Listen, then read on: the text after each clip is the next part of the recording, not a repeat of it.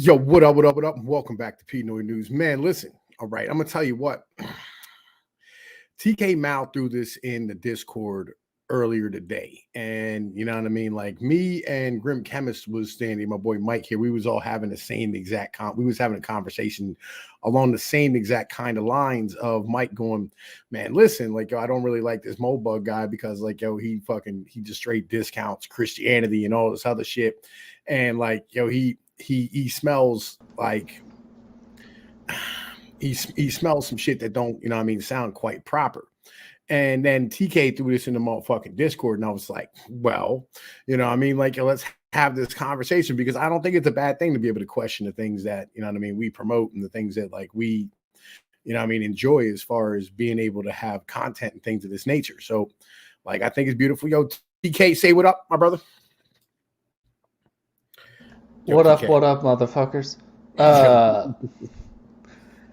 All right, so like, I think it's probably first of all pretty proper to come out and say that like those of us who are Christians, we're gonna have problems with Moldbug because he's a member of the tribe, right? So that's gonna be like a baseline level of conflict for anybody who's in that type of mental, and that's perfectly fine. Christians have always had problems with non-Christians. This isn't a new thing.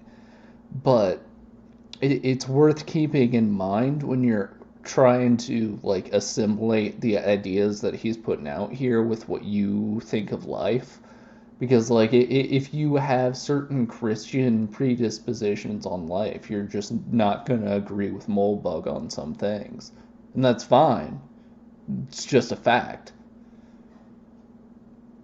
I feel where you are, right? Like for me, like I never had a problem with the Jews because the Jews are super similar to like who Italians are. Like they say Italians are Jews who figured out motherfucking lunch and dinner, right? You know, and and having that mentality.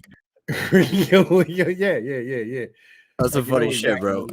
Right. Yo, ad hoc, what up, my brother? Right. Fucking like that's kind of the mental as far as shit's really concerned because like you know like Jews know how to make like fucking bagels and knish and all that type of shit, and all they do is breakfast foods, and then Italians do the rest of the goddamn meals.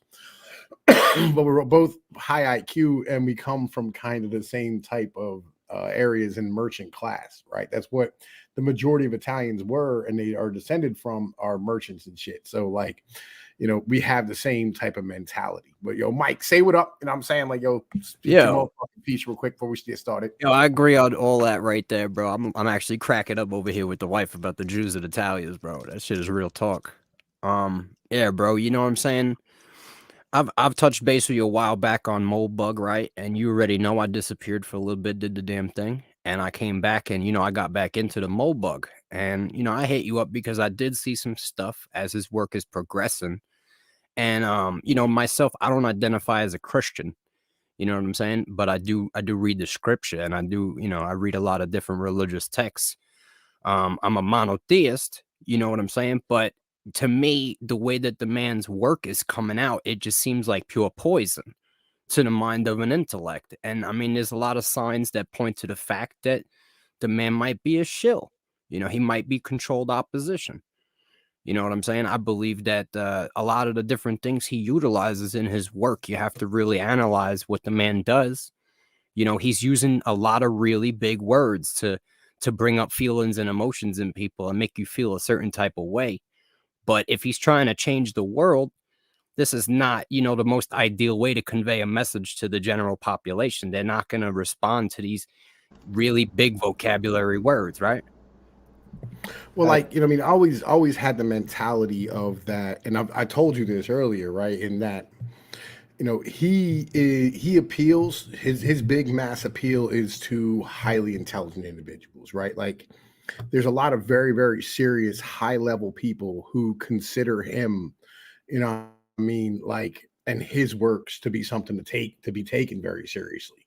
So like understand like yo, there's two separate mentalities. There's a mentality of the sheep and there's a mentality of the people who hang on, grab my boy shining. Man, listen, everybody fucking showing up to the stream, right? Yo, shout at Klaus, turn your camera off. You're gonna make my shit lag, right? And there's individuals who like are the ruling class mentality. And I've always considered myself to have a ruling class mentality because when I look at government and logistics and the mentals of how things operate, I never look at them from the mental of a how do I put this? I don't look at them from the mental of what's good for just me, right? Down here in the bottom. I look at them from a mental of what's good for my community, what's good for like the situation as a whole, right? And like so therefore I'm able to understand like what motherfuckers are doing on a ruling class mental, like what the ruling class is actually doing, and that difference between I think a lot of individuals and having the ability to think about things on that manner and like looking at shit from a perspective of a god, from a perspective of like, I mean, looking upon it from the earth, from like the sky and shit, and looking at it from the perspective of standing on the ground, looking at the mountain. Those are two way different perspectives. Yo, but ad hoc, what up, man? Hi. Hi. He's our token normie, right? So like, yes, I'm just a fucking, token normie. Honestly, I'm not knowing. I don't know how well I'm doing right now because I think I threw up in my mouth like twice in the last 24 hours. I don't feel sick. I just maybe I ate something that didn't agree with me. All right, who's It been happens. feeding the normie? I feed myself, thank you, Y'all need to TK. stop I can feeding this cook. motherfucker after dark. And Shiny at Clouds wanted to have a conversation where we would, yo, now is not the time, but we're gonna get to it. You know what I'm saying? Like, fucking, we're gonna get to that like later on. You know what I'm saying? Shiny at Clouds, well, fucking, how you doing, my brother? We got a Texas motherfucking native in here, who man, listen, like, yo, he's frustrated because Tom P's just not have time right now, legit. Yo, what up, my brother? Hey, what's going on? I didn't know that you were going to do a live stream tonight. So, yeah, I usually do. Sunday nights is usually like a Moldbug live stream for me when I have the chance. And I don't have my kids, like they're with their mom. So like I was like, yo, fuck yes, I'm gonna take some time to work on my channel a little bit and build some mental and spend some time having some intellectual conversations because it's my favorite fucking thing to do. Right. So Mike, my brother. You want me to hit that thing? Yo, hit that thing, man. Get it done. Let's start.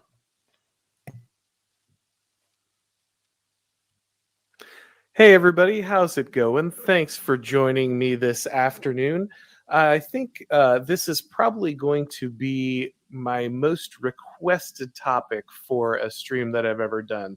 Obviously, both videos Charlemagne have, where those ideas come from. I still think he adds something at the top of an in which where those ideas come from. I still you don't have to skip around, man. You can that kind of thing. Let it play. And to be clear, this is not going to be the renouncing everything. I thought he had a real long intro. I was trying to check it. You know what I'm saying? Just trashing Moldbug hour. I think both of us, I'll let you speak for yourself, but I think I certainly still respect a lot of the things that Moldbug was able to kind of articulate. He's still my gateway to a lot of these older thinkers, even though I've kind of read now a lot of his sources and kind of understand where those ideas come from. I still think he adds something valuable to the discussion, but it is just going to be kind of rounding out the analysis that has mostly been positive, but now, we're going to kind of delve into where we think he does fall down on certain things. Yeah, so I think the number one point that I would say that he gets wrong is basically the whole concept of what a monarch is. And I'm imagining that's probably your and most people's first go-to idea, that he kind of has he has a very modernist take on what a monarch is, a very actually structuralist take on what a monarch is, where he really only looks at the concept from the technical ways in which power flows from the monarch. And, he compares a monarch to a CEO using this same power relationship where, the monarch basically has unlimited authority to act at the top of an organization, and that organization could be a company or could be a state, and ultimately the monarch is still accountable to someone, be it shareholders or some cabal of aristocrats, basically that basically provide the actual power for and legitimacy for the monarch to act. So would you say this is kind of like one of your number one criticisms? Yeah, it was definitely on my list. I've only got one above it, so this would definitely be something that I think is something he's lacking. He plugs in the CEO here as a substitute for a king because it's the closest thing I think he's seen to a king that kind of works in our time, which I think feeds into some of his other things he gets wrong. So we'll get to those as well. Yeah, he's But I think actually you're not absolutely wrong right that there. I don't know what the fuck for these someone guys who is are a talking about. monarchist and someone who puts so much of his stock into this being a big solution for the problems that kind of ail the West. It is surprising that he does not have a better grasp that not only on how a king's power worked, but also the non-material, the parts that aren't just a systems analysis of what a king is. A king is not just someone who makes the Mike, trains well, run Paul- on time. A king is. All right. So like this has always been a contention for me with Moldbug is just the whole mentality of his monarchist ideology, his Jacobite mentality, right? In that I think all of us as a whole, you know what I'm saying, have that inherent new world liberal ideology of, where we hear word king and we're like, oh fuck, that's despotism. You know what I'm saying? But hail pumpkin tart, my nigga, hail pumpkin tart. Right. Fucking like I think we all have that same mentality, right? I got a pretty bugged out mentality on what a king is. Go ahead.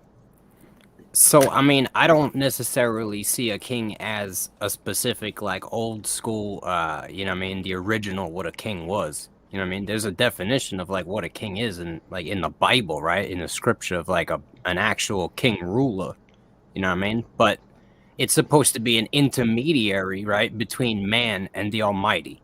That's, like, what a king is supposed to be. Really? I mean, because like I always had the mentality of the king was the owner, protector, and individual who will be responsible for the land and its people, right? Where it came to be, to my knowledge in the scripture, is that a king was asked for by man, because man wasn't ruled by a king at one point, and they demanded to be ruled by a king by man. They didn't want to be ruled by a god, so they demanded a king, and he's like, all right, I'll give you a king. Okay. You know what I mean? Like Yo, TK, you want to jump on this, man? I would just point out that, like, if you're going with the Moldbug mentality, which I can kind of get with, but I do have some issues with. Go ahead, man. Look, this is what we're here for. You know what I mean? Right. No, what channel are you on right now? Like, when do we not get lost into some weeds on some nonsense? Like, go into it, man. Yo, Tkmao, you ever seen Step Brothers, bro? Yeah, You I ever feel seen the scene where they're going in for interviews and they're like, we're here to fuck shit up? Like, we're here to go deep, right? And You a know what I'm steward, yes, a steward, right? And not anatomically correct liberty, a steward, right? Legit. That's how I always saw the king, is as an individual who would be a steward for the land and its people. All right. So, first of all, Mike, I appreciate you just because, like, every time you speak up, I feel myself be more relaxed and more focused on what I'm trying to talk about. So, like, if nothing else, you bring that to the conversation where you focus people, and I feel like nobody should ignore that. All right, as far as like the Moldbug nonsense, one point of like etymology, not to get all dip on this, but one point of etymology is that loaf comes from loaf, meaning like loaf guard in English, meaning that your lord is the person who ensures like your bread, your food supply. And one definition by like the Bible is that a king is a lord of lords. And so like a king is the person who ensures that the lords eat. So like the king is the person who makes sure the people who make sure people eat, he makes sure they eat. So that's the mental is as far as like the Yarvin view of a king, as near as I can tell. He's the person who makes sure that the lords actually can get their bellies full. They're the people who make sure that a lord of men can actually carry out his duties as a lord and, you know, raise the armies, feed the peasants, this type of thing. And yo, how did they used to really appoint kings? You know what I'm saying? Kings used to be extraordinary men. You get what I'm saying? Because their job required extraordinary. The first one would be. Right. That's the issue. The first one would be extraordinary, right? The issue is that it would deteriorate down the fucking genetic line from the first one. Well, what if you look at like Viking kings, Tom, right? You might have had some pretty shitty, weak ass kings, right? But then you got, you know what I mean, Ragnar just coming in and being like, you know what? You a weak ass king. I'm just going to take this shit. So it kind of settled, you know what I'm saying? Like it always moved towards equilibrium in the king department because weak ass kings would get overthrown. Only the extraordinary would survive in the long run. Well, no. I mean, like, yo, all right. So it's like the Caesars in Rome, right? Like, yo, like, you know, you had Marcus Aurelius, you had Julius Caesar, but then you also had like Nero, right? And that mentality of knowing that the success down the line, like the greatness of your bloodline, you know what I mean, doesn't mean that like a great king would be born, you know what I mean, like fucking out of another great king, right? Like, yo, the king's son wouldn't always be as good as the Of course father. not. Like when Right, Ragnar that's the died, issue. his sons didn't do him justice. You feel me? Yes. Yeah. And that's kind of the problem, right? You know what I'm saying? As a whole. And that's why, like, I always have a mental block when it comes down to monarchies, is But that's because the beauty of it. The most powerful dude is gonna take over whatever's going on. Except, like, the problem is there that the process of taking over a power structure destabilizes that power structure. What up? Yeah, I said, go ahead, my brother. Go ahead. Oh yeah. So I didn't mean to interrupt you. No. Like you'll notice, like if we're talking about like Rome, it's kind of like a truism if you're looking at Roman history where you're destined. Rome wasn't really like a king, bro. Right. Where it was said that Rome is destined for greatness when an emperor appoints his own nephew as his heir.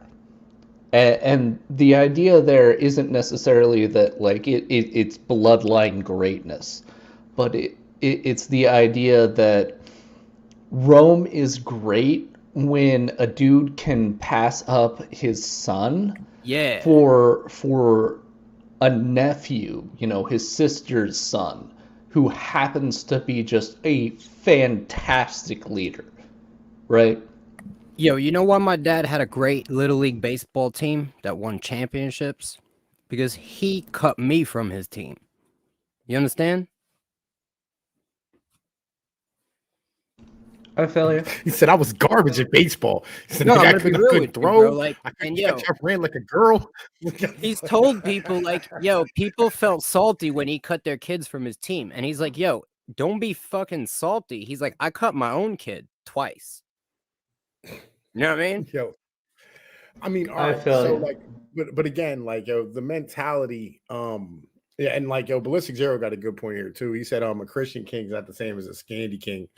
The difference comes from different morality difference. An English king would not be the same as a Chinese king. Would he be? Come down to the rules of the game, right? We can't have kings today because there's too all many right. fucking So rules.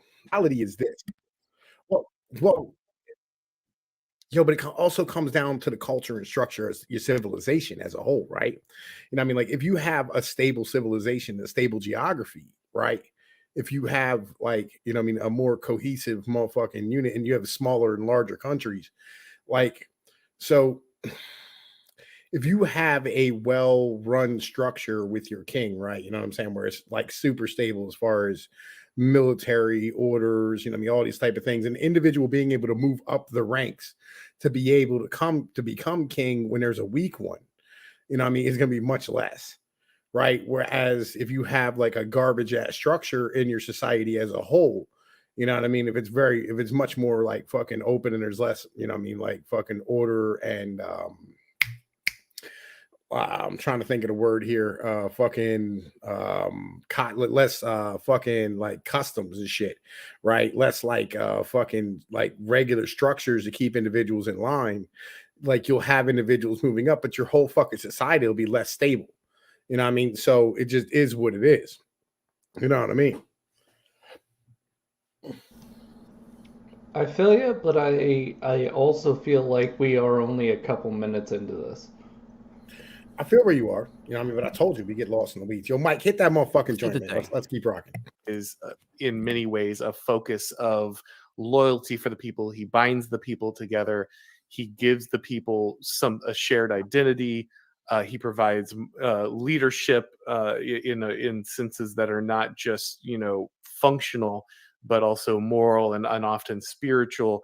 The king fills a role in the hierarchy of giving people something noble to aspire to. And these are all things that are largely left out of Moldbug's analysis of kind of monarchy and the way he describes it. Most people wouldn't look at Bill Gates, I think, and say, well, this is, they might aspire to his business acumen or his ability to make money, or maybe, his time management skills or something. But is this the vision of manhood and spirituality and higher, position in the hierarchy? That's, I think, a different thing. Yeah, it's pretty weird because considering his breadth and depth of reading, I mean, if there's one thing you could say about Moldbug, it's that he has genuinely read far more books, far more obscure texts than most people alive today have read in their entire lives. So he has a large depth of knowledge to pull from, and yet he seems entirely, genuinely ignorant on this concept. I can't really think of any particular post in his entire history of blogs that really gets into this sort of transcendent concept of the monarch. Well, you just admitted that he's fucking more well-read. What the fuck is wrong with you? It's very weird because he should know this. He should understand this. And yet he seems to...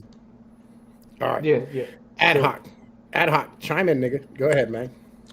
It's just the thing is it's the same reason why you have me do all these readings, Tom. It's specifically because you want me to be able to relate to the people you want to get the message to. And it's the same thing here. Moldbug realizes that all the obscure monarch shit that made sense back in the olden times in the old worlds and all the stuff he says, it's not going to translate well to our modern understanding. So he gets to the closest thing that he can relate to that people can actually understand, which is the company and CEO. And you got this motherfucker over here saying that it doesn't work, when in reality, that's the best way he's able to translate it over so that people can understand him. He knows that he's a little bit over the top, but that's where we are. Well, okay. All right. Like, this is something that I was going to bring up a little bit later. We can talk about it now, though. So I think who Moldbug is, like, all right, who you aim your text at when you write is important, right? As far as like context is concerned. Because let's say, you're writing romance novels, right? So like you're going to be standing here writing your text for females, for single moms, or for, like housewives or whatever it is, right? And that's kind of where the mentality is. He is not looking to reach a broad audience. He's not looking to reach conservatives. He's not looking to reach, fucking like poor people or normies, right? He's trying to reach the upper echelon of our society. That's who he's aiming to please with his work. But that's right? just like Whoa. Like, he's trying to reach a select few people in our society, bro, that are gonna like rebel against the elite echelon. That's so many. That's such a minute amount of people. Like, what the fuck is he even trying to do? No. Like, what he's trying to do is he's trying to reach an audience that is willing to read a book to read his book, right? Yo, you're not wrong, right? And so, like, this is what I'm saying. Like, yo, he's reaching for a very progressive audience, Bruh, right? That's who I he's told writing you. for. What is Curtis Yarvin, right? What is he? What has he been? He's a software programmer There and you a go. blogger and a There you go. nerd. Yeah, that's who he's writing for. That's what he is. Right. And that's what he does. Appealing to the mentality of a king.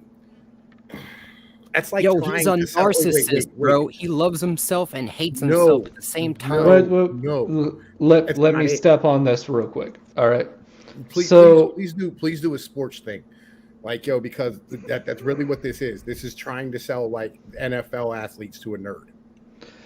No. Like, my mental, and I'll let you get on this real quick here because like it's a real quick point. Like, understand that like the vaccine passports in, I think it's Ontario or Alberta, like the people who are writing that just decided that it'd be a smart idea to write in the fact that, you know, you'd need up to 8 doses. Like, that kind of mentality is what is baked into our infrastructure. And what he's trying to do is he's trying to shift the mentality of the people who like write the contracts, write the code, this type of thing, on the base level of what we're doing on our society, so we can just shift the entire world to a more positive direction. I'm gonna let you go ahead and speak on this, Tom. Okay, so like it's like this. When I have to appeal to nerds, right, which I regularly have to do on Discord, right, it's a very difficult thing because, or bugmen, for instance, it's a very difficult thing because, like, I can't relate to them the way I can relate to Mike or TK, right, or Ad Hoc, because, you know, I mean, each of y'all have shit about you that is a lot like me. Right, where like TK, you know what I'm saying? Like you grew up in a family full of athletes. Mike, you come from a bunch of guineas. Ad Hoc, you're a fucking soldier. I got a bullet hole in my back, right? So in having these basic structures of who we are relate to each other, it allows us to be able to have this conversation. Now, when you're trying to talk to a bug man, you can't have any of those things be the thing that relates to them. It's like trying to sell sports to them. They don't have any fucking idea about sports. They know about anime or fucking comic books or whatever it is. I don't think we need to convince them. I just think we need to wipe out Bugman, bro. Fuck it. I agree with you, right? But on the same point, but on the same point, you know what I mean? Like, yo, I got what you're saying. He's writing this for the bugmen who are in charge of tech companies, right? And individuals who are policymakers and individuals who are historians. Like, he's trying to appeal to the history teacher at fucking Cambridge with his mentality, right? That's who he's writing to. And that history teacher at Cambridge already has the basic knowledge of like how the societal structure works. So he's not going to give you a lot of the prerequisites behind things. That's why, Mike, we were speaking earlier. You said like you understand this because of the fact that you already read Machiavelli, you already fucking read Rights of Man, you already read all this her shit, right? And in doing so, you know what I mean, right? Like, yo, to understand this man, right? Yo, Tom had to give me a fucking reading list, bro, before I even got Moldbug's book. And he was like, all right, now read Moldbug, now that you've read all of these prerequisite books. Yo, this was I had to take a course to understand this motherfucker's material. This, like, you know what I'm saying? I feel you, right? And it's difficult, you know what I mean? But like, understand, like, yo, that's who they're appealing to. And so with me being a Appalachian mud gorilla, you know what I mean, who's, you know what I mean, like a fucking guinea motherfucker, yeah, I'm able to relate this shit to like normal human beings. You know what I mean? Go like, all right, this is why, you know what I mean? We're talking about this in this manner, and this is how this applies to you, da da da da. He's not giving you any of that when he's writing. Bro, are you Obama's anger translator, bro? Like, you know what I'm talking about? He's Moldbug's translator. Right. But like, so yo, Moldbug says a bunch of fancy words, and then you're like, yeah, economy. That's why we need Appalachia and Khalistan. Right. I get what you're trying to do. I understand. Like, yo, we speak internet. You know what I mean? So like, yo, we can relate on that internet level. But here's my main point, Tom. Go ahead. Do you want to promote the ideas, right, of a dude who's doing it wrong already? Yes. Okay. Do you want to elaborate on that? Okay. So, all right. Do you like The Prince from Machiavelli? I love it. Okay. So in like Machiavelli, do you believe that we need a monarchy in order to survive? Do I believe we need a monarchy? I mean, I'm a really weird dude to ask that question. I believe we actually need to not be ruled by any man. I don't believe man can rule man. I agree. All right. So you disagree with that mentality, right? Yeah. Which is fine because Machiavelli. Here's the thing. Here's the thing. Machiavelli did too. Right. Well, yeah. Machiavelli wanted a republic, but what he really wanted to do was unite all of Italy. Right. And he knew that the Medici could do it. Right. And so this is the mentality, whether or not, you know what I'm saying, that solution is the end solution for what we're doing. Do I want to promote a guy who is going to explain how our power moves inside of our country? Well, what I'm saying is I was proposing instead of promoting them, right? Let's take what he says that's good, right? Let's throw out all the crap that is just complete bullshit, right? That's what I do. You know what I'm saying? That's what I do. But why promote the man? Why not just promote you? Because this is coming from you. If you're if you're sitting here dividing his garbage from his truth, that's not his shit no more. Now that's Tom P shit. No.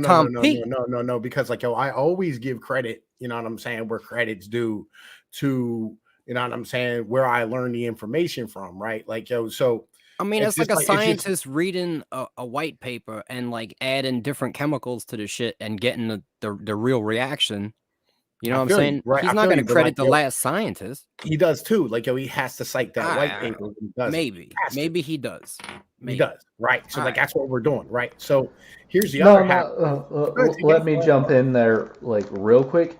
Like, you got to understand that, and this is red meat for Navi specifically, and I'm gonna let it die after that. Like, understand that scientists are so thorough in their citations that, you know, in the 19th century, it was pretty regular that a chemist would straight up cite an alchemist, because an alchemist just happened to be the first person who tries to do a particular reaction.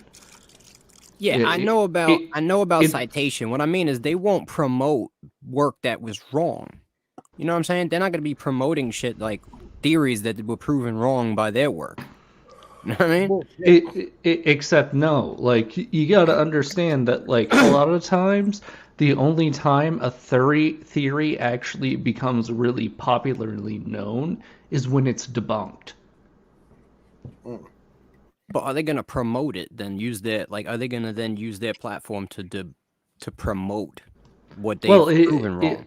It doesn't matter whether or not they're trying to, in the fact that, like, you got to understand that a lot of times here, power structures get more power from debunking other ideologies, right? It's part of the reason why the conservatives love the Ben Shapiro dunks on XYZ nonsense, because they know that gains them power ideologically.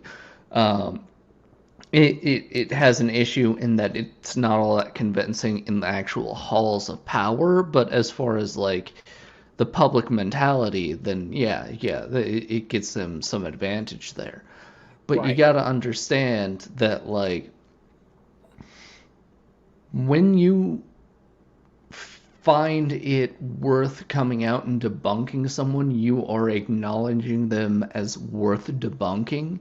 And so, like, you put them in a position where to debunk you, they have to acknowledge that you exist. And once you're on that level, like, you've won half the battle. I'm just saying, I'm a dumb motherfucker, Okay. right? All right. So like, all right, as a historian, okay, there's no one in our time that's better than Moldbug. Right, hands down. Look, Like, I period. told you he's brilliant. He's brilliant, Tom. The guy's a genius, right? He's Right. clearly a genius, high IQ. Right, But right, I'm a right, dumb right, right. motherfucker. So You know what all I'm the saying? jewels, like you never okay. So like I don't throw out anybody if they're going to bring us knowledge. Right. I don't throw anyone out who brings us knowledge. Like for instance, I cover Mark Blythe, right? Who's my favorite economist, right? But he's an absolute leftist, promotes motherfucking God damn it, shit. I lost the fucking word. He promotes UBI. Not yet. He promotes UBI and he promotes fucking the modern monetary theory, right? Heavy, right? But the thing is, right, as far as that's concerned, I don't care because his economic histories that he puts out in ways that we can understand is so much worth hearing, right? Legitimately, that like to throw him out would be a disservice to all of us, right? Okay. You know what I mean? And Yeah, that's kind of the mentality of where we are with all of this together. Like I all of it. understand that, you know what I'm saying? I understand that we can glean knowledge from all sources. I agree with that. I'm just saying that what is our goal, right, as men at the end of the day with putting out content and then putting out truth, you know what I mean? What is our goal? To fix the Well- problems, right, of the world. Well, like remotely, right? It's also to give, and I'm sorry I get like loud and quiet. I'm trying to get this fucking mic to work properly. Like, believe it or not, like the only way to turn my microphone volume up is with Audacity. I don't know why, right? But anyway, so the mentality is that what I want to do is that I am in this channel as a whole. What I'm building is political cartography, right? I'm drawing a map of how shit really works, right? And in order to do so, you have to understand the power structures that are moving around you at all times, right? And if you're not fucking standing here understanding the power structures of how shit moves, you know what I mean? Instead of going like I can go, well, like these are the groups. And Moldbug's giving us the opportunity to be able to see that and understand where it came from and how it evolved, right? That there is worth its weight in fucking gold, right? So that when something Agreed. happens, we know why it happened, where it came from, and who fucking did it. I agree that the knowledge is invaluable found in some of the Moldbug things. I'm just saying that it could mislead dudes. Some of the other things in there, they might not be able to decipher what's true and what's not, which is why they need Tom P. That's what I'm here for. Right? That's what I'm here for. That's what TK's here for. That's what you're here for. That's what Ad Hoc's here for, right? Is to keep motherfuckers on the proper path. You know what I mean? Right. So anyway, we started this off with Ad Hoc. Ad Hoc, understand they're not attacking Moldbug, right? These guys are actually two of the largest proponents of Moldbug. They're the reason I know about them, right? So, like, understand this is them being thorough with their investigation of his works.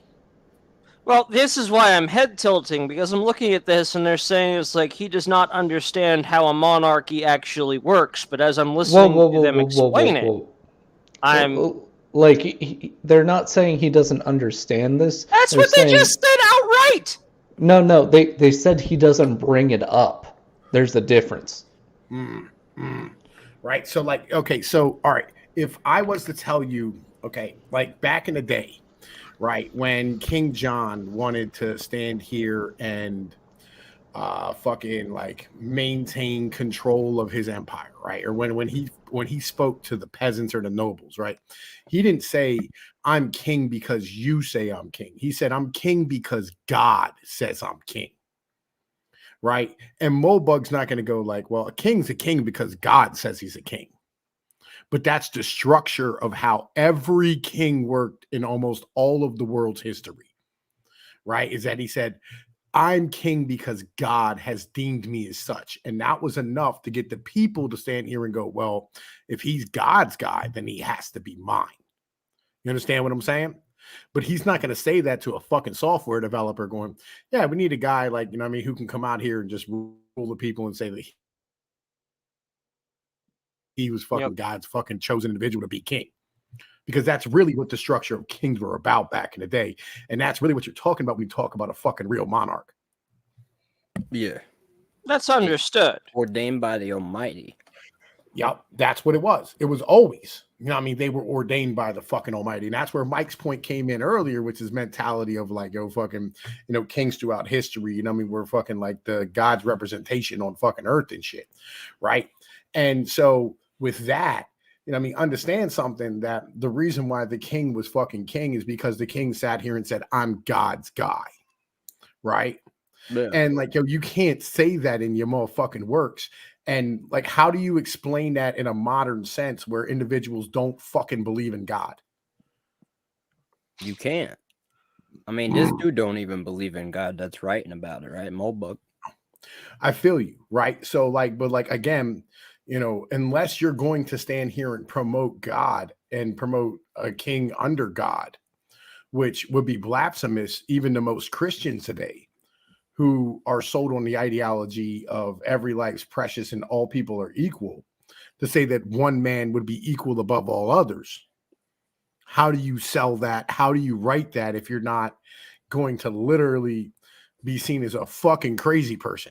Well, yo, that's what's happening where, and I don't know if you read in Moldbug where he was showing charts, right, of interest in different things, ideologies like Mao, Hitler, Stalin, and then he shows that one chart of just Jesus, and it just spikes to the sky, bro, right?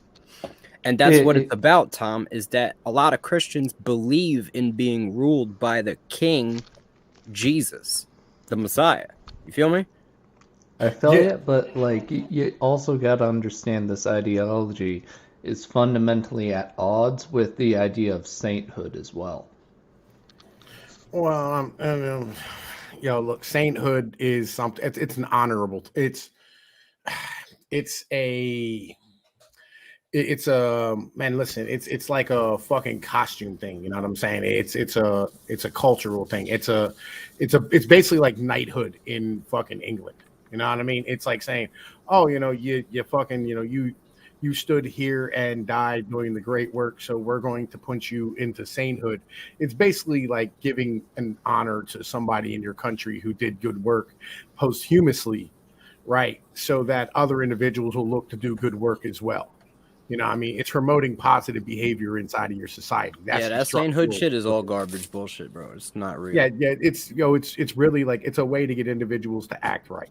You know, manipulation, like I'm not disagreeing with what you said. I'm just saying that like that is at odds. It's even idolatry, bro, and false worship if you really think about it. Because like we as men cannot ordain saints. Okay, you know so where did I say I think that's good? I'm just pointing out that it contradicts. I never said it was good. I never said you said that it was good.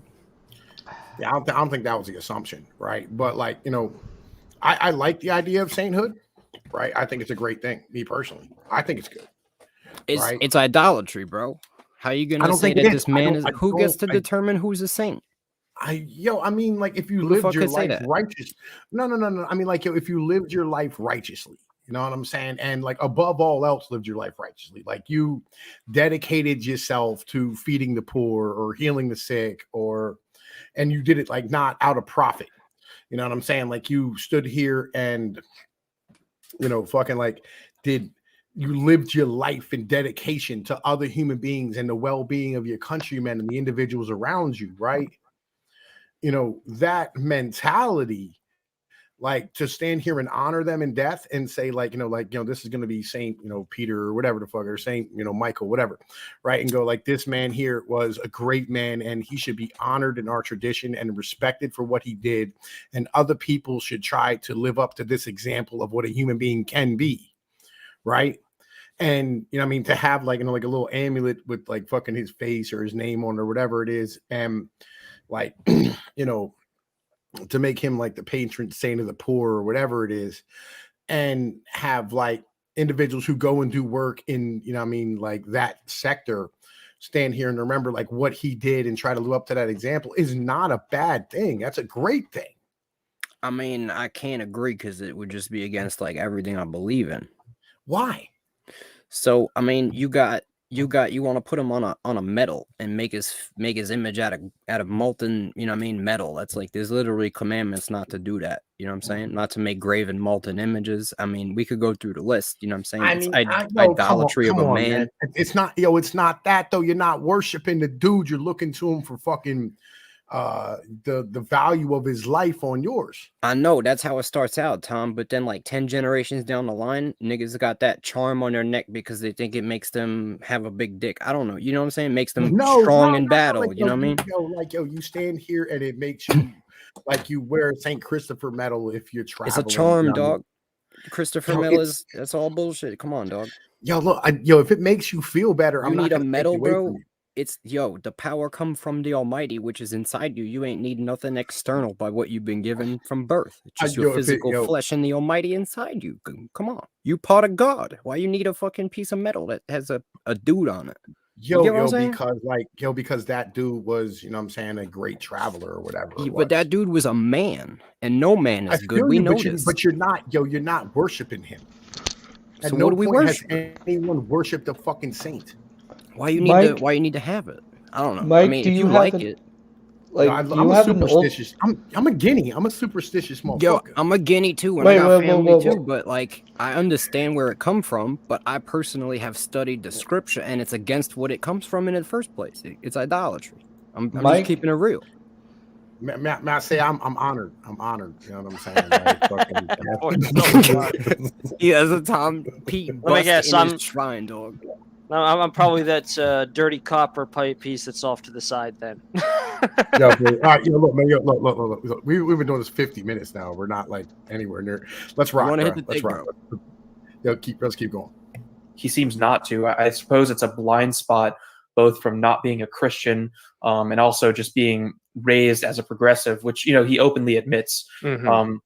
But the main problem here is that there's a sharp difference between a dictator and a monarch, and he actually kind of touches on this in some points because he's very much a critic of sort of 20th century dictator from like the democratic or national socialist type of vein. And so he sort of almost gets there, but he's really just missing the spiritual foundation that the monarch is tied to his people with. Like, he has a very merchant class understanding of what a monarch actually is. Like, it's not purely about establishing some sort of order, and it's more about like orienting your entire nation towards some sort of higher ideal, and it's about having a sort of duty that transcends you, right?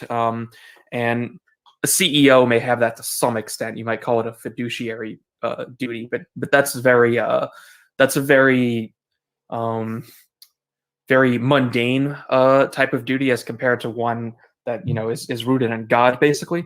Mm-hmm. So recently I've been criticizing liberalism, and this is basically the entire problem with the how over the last several hundred years we've simply ejected all concepts of monarchical authority from our civilization. And what you end up with is just in these places you wind up with these sort of stand-in dictators who are ruling very much like a corrupted monarch would, except they have no sense of duty. They have no nations they belong to. You can think of someone like William Fence.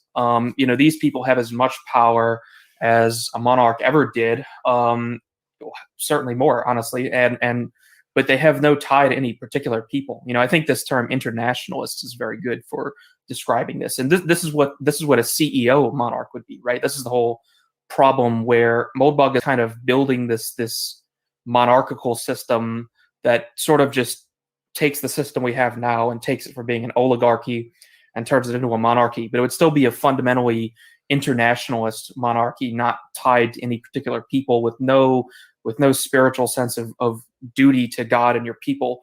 So this is just a huge blind spot in his analysis, and it's very weird to see him call himself a monarchist, because how can you be a monarchist without promoting the type of traditional monarch that anyone would actually describe as a monarch? You know, he plays this little semantic trick where he just analogizes the monarch to a CEO and then kind of sweeps the rest under the rug.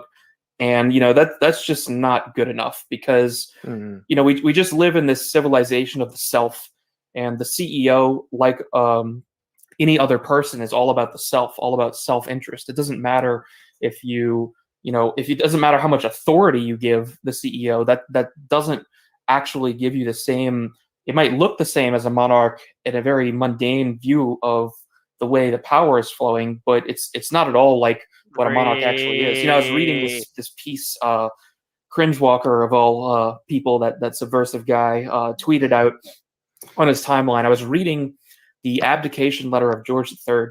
I thought this was really interesting. It's a little bit of history that I didn't know, but apparently George III was considering abdicating the throne after the American Revolution, which was more, the reasoning wasn't solely based on the outcome of the revolution. It was more like a 20-year failure to really cohere English politics, parliamentary politics, into like a ruling body that was unified in the direction Great Britain wanted to go. And I thought this was really interesting, because a 20th century dictator would never do that. A CEO, it would be very unlikely to see someone do that. But the idea that, you know, George III would resign basically to, as he says in the letter, give Parliament like an impetus to act responsibly for the interest of the nation. Like, it would basically be a symbolic resignation, giving up all of his authority over England, just for the good of his country. And of course, he didn't do that. But you can read the documents that he wrote in full, like the entire speech he was going to give to Parliament. So it's very clear that on the historical point of view, that this was a very serious consideration, and this type of person just doesn't exist anymore, right? So you can't just stick someone in a position of authority and expect them to just sort of like generate all of the trappings of what a monarch really is. And this sort of gets into a second criticism I have about his conception of elites. But I'll pass it back to you for the moment. Sure.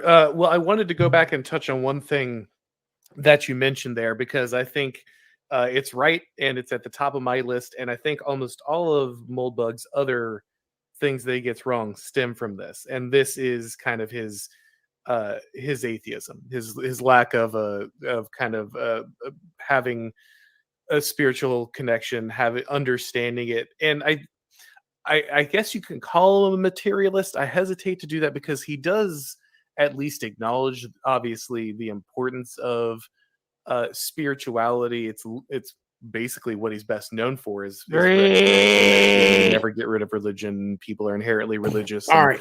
They need these beliefs. The more they talk, the more I want to fling hamsters into their faces. Oh my God. And I am speaking of this as because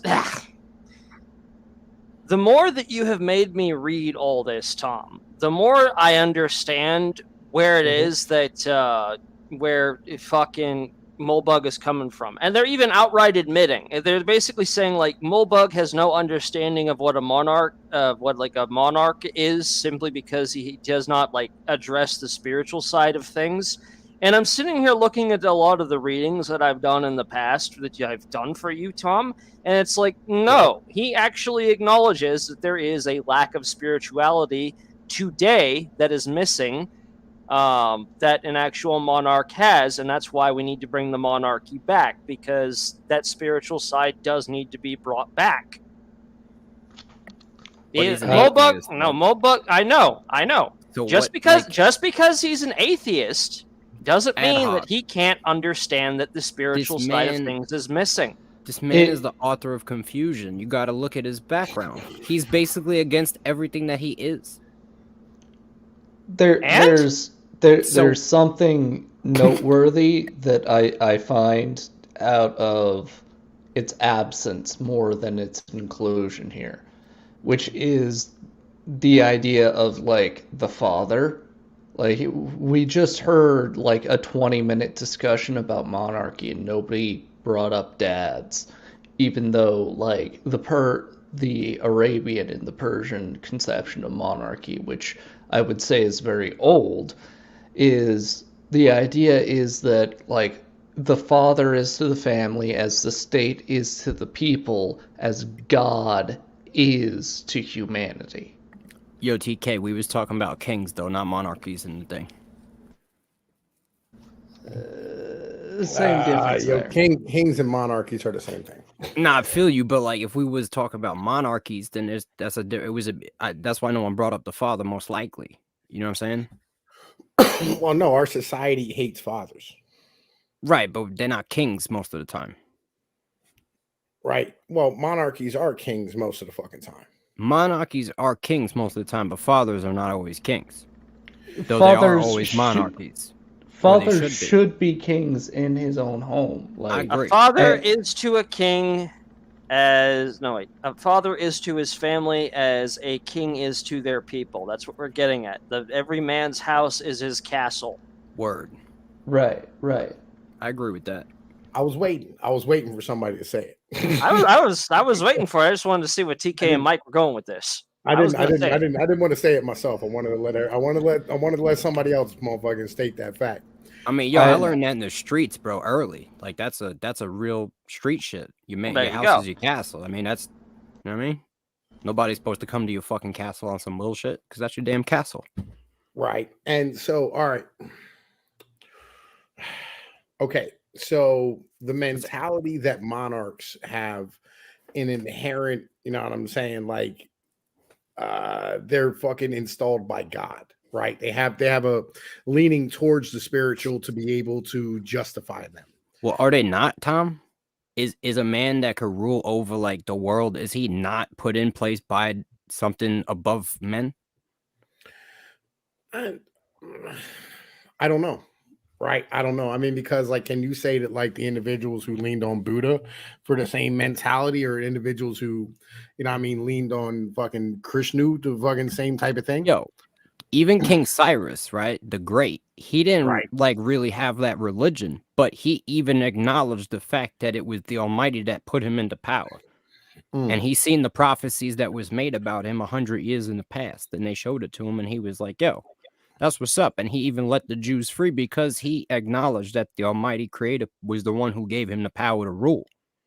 Well, you know Cyrus stood here and actually went back to like the religious aspects that the king before him didn't do, right? You know what I mean? He went and held the hands of excuse me, the hands of the gods and shit. You know what I mean? That like he sat here and that like there was a custom of every year you would show up at this town and you would fucking hold the hand of the god, you know what I mean, and have, you know what I mean, God sit here and bless your fucking rulership for the next year, right? And like the last king hadn't done that and had become lackadaisical with these customs and ended up sitting here, you know what I mean, causing massive amounts of strife inside of the society culturally because the people believed that, you know what I mean, he was angering the god, you know what I mean, fucking when this was, you know what I mean, his shit. But, you know what I mean? So with that mentality being said, you know. Yo, like, when the Messiah was being tried, right? And they sent him in to talk to Pontius Pilate, right? And he was like, yo, is it not my father that ordained you to rule over man? And at that point, yo, it changed Pontius Pilate to the point where he didn't even want to do nothing to the Messiah. You feel me?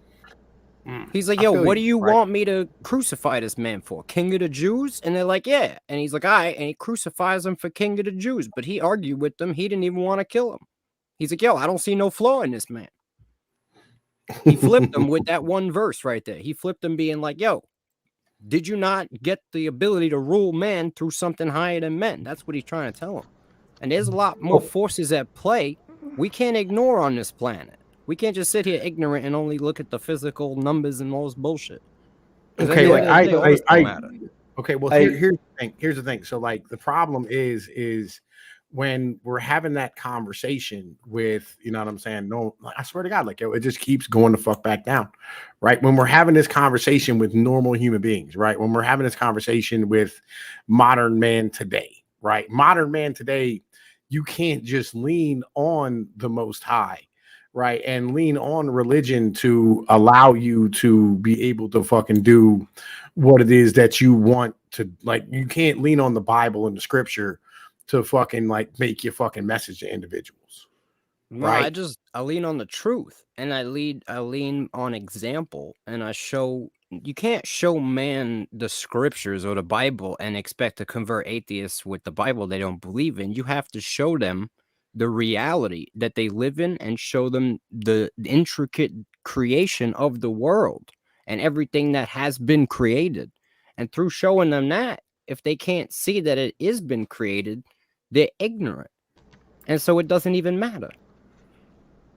You know what I'm saying? If you just look around at the world you live in, and not the shit that man created, but just look at the shit that was here before, it's amazing. I feel where you are, right? And I feel that mentality. But like, again, I get back to the mental of, you know, and like, yo, this bullshit. Like, yo, if you fucking kicked it back even down. Right. So I'm joking to adjust his mic volume. Like, all right, so the mentality That means, Doku, you owe me a beer.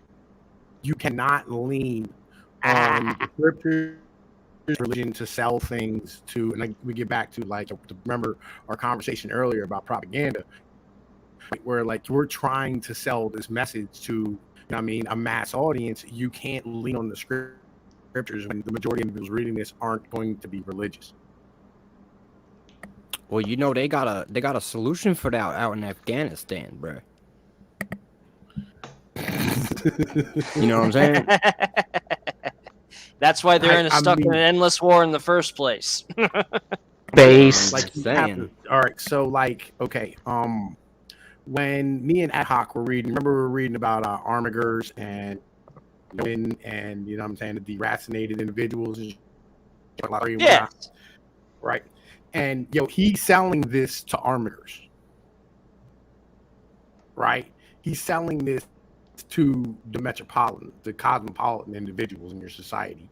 That's who he's writing towards. And these individuals are not religious. So when you're having these conversations with individuals and you're trying to put this word out about it, you can't really, you know what I mean, sell it through religion. You get what I'm saying? So you think he's not even an atheist? You think he's just fronting? Well, I kind of do.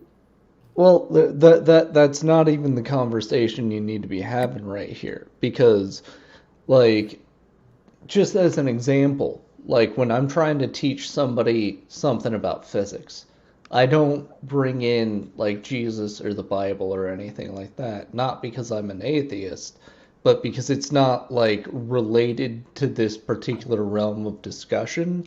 And if I even brought it into the conversation, then people wouldn't listen to me, right? And it's the same type of thing where, like, if you're trying to teach a particular group about something, you talk about what they know about and not necessarily like the best analogy to make. Thank you, Johnny boy. That is exactly what we should be talking about. Different analogies are required depending on the crowd you're speaking to. That is correct. Right. I mean, so like the mentality, right, as a whole, you know your audience, right? And he knows his audience. Like, yo, his audience is not his audience on the internet is a different audience than it is in the regular world, right? Like us guys down here who are reading his shit are all like religious individuals, right?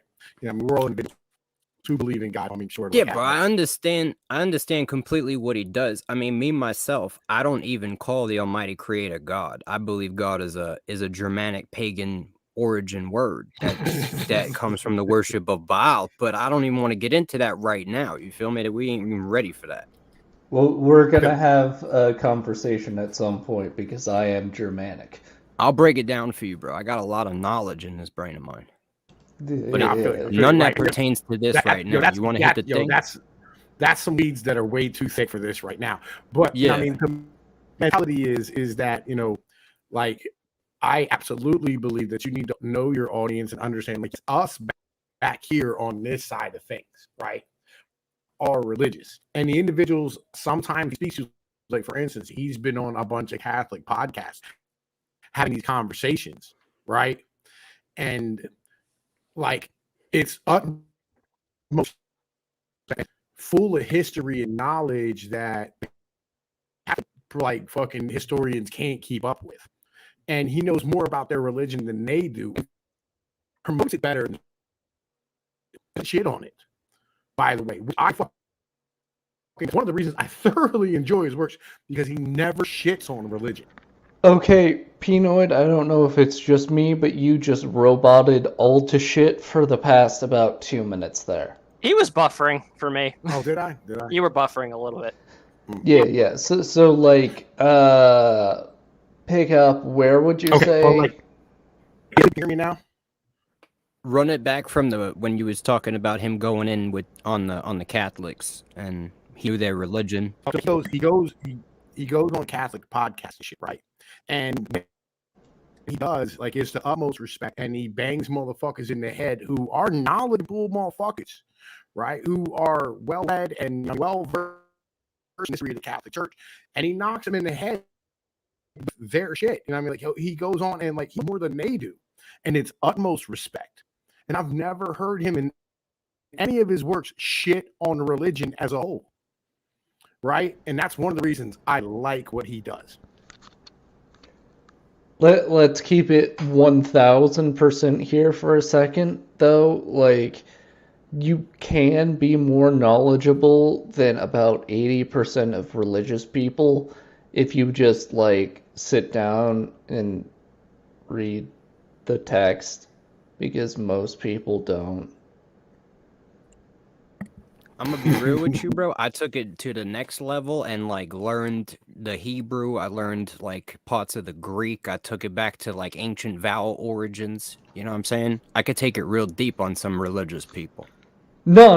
Like, you are already past like 95% of people if you just like try to look for different versions of the same text in the language which you speak, right? Like, if you just try to find like a Bible from before 1900, right, to get your mental right, so you can try to see what old American Christians were looking at, like, you're already past 99% of Christians as far as how deep your mental is going. Yo, Like, Tom, understand. Have you seen my understand library I sent you, bro, with all them books in there? I gotta send that to Tkmao, Yeah. bro. Yeah, I feel like you. I He feel might enjoy that, bro. I Yo, can you send it to appreciate. him? I don't have him on Discord or nothing like that. Yo, I he's need in to our have server. you He's on in the Discord. I gotta get in that server, bro. I'll send it to you again. You know what I mean? Like, I Send sent me it the to you thing, before bro. and shit. I'm retarded, You know what bro. I mean? I feel you. But like, All right. But anyway, yo, look, let's you want to get any more? You want to get more into this, man? Let's fucking. I think we should keep going, because there's a bunch of really good parts that coming up here soon. definitely. But like, it is worth noting that like we know a lot of people on this level just because the internet lets us talk to like other people who are on this level, but most people are not even remotely close to us, and that's not us being like conceited, it's us being insane as far as most people are concerned.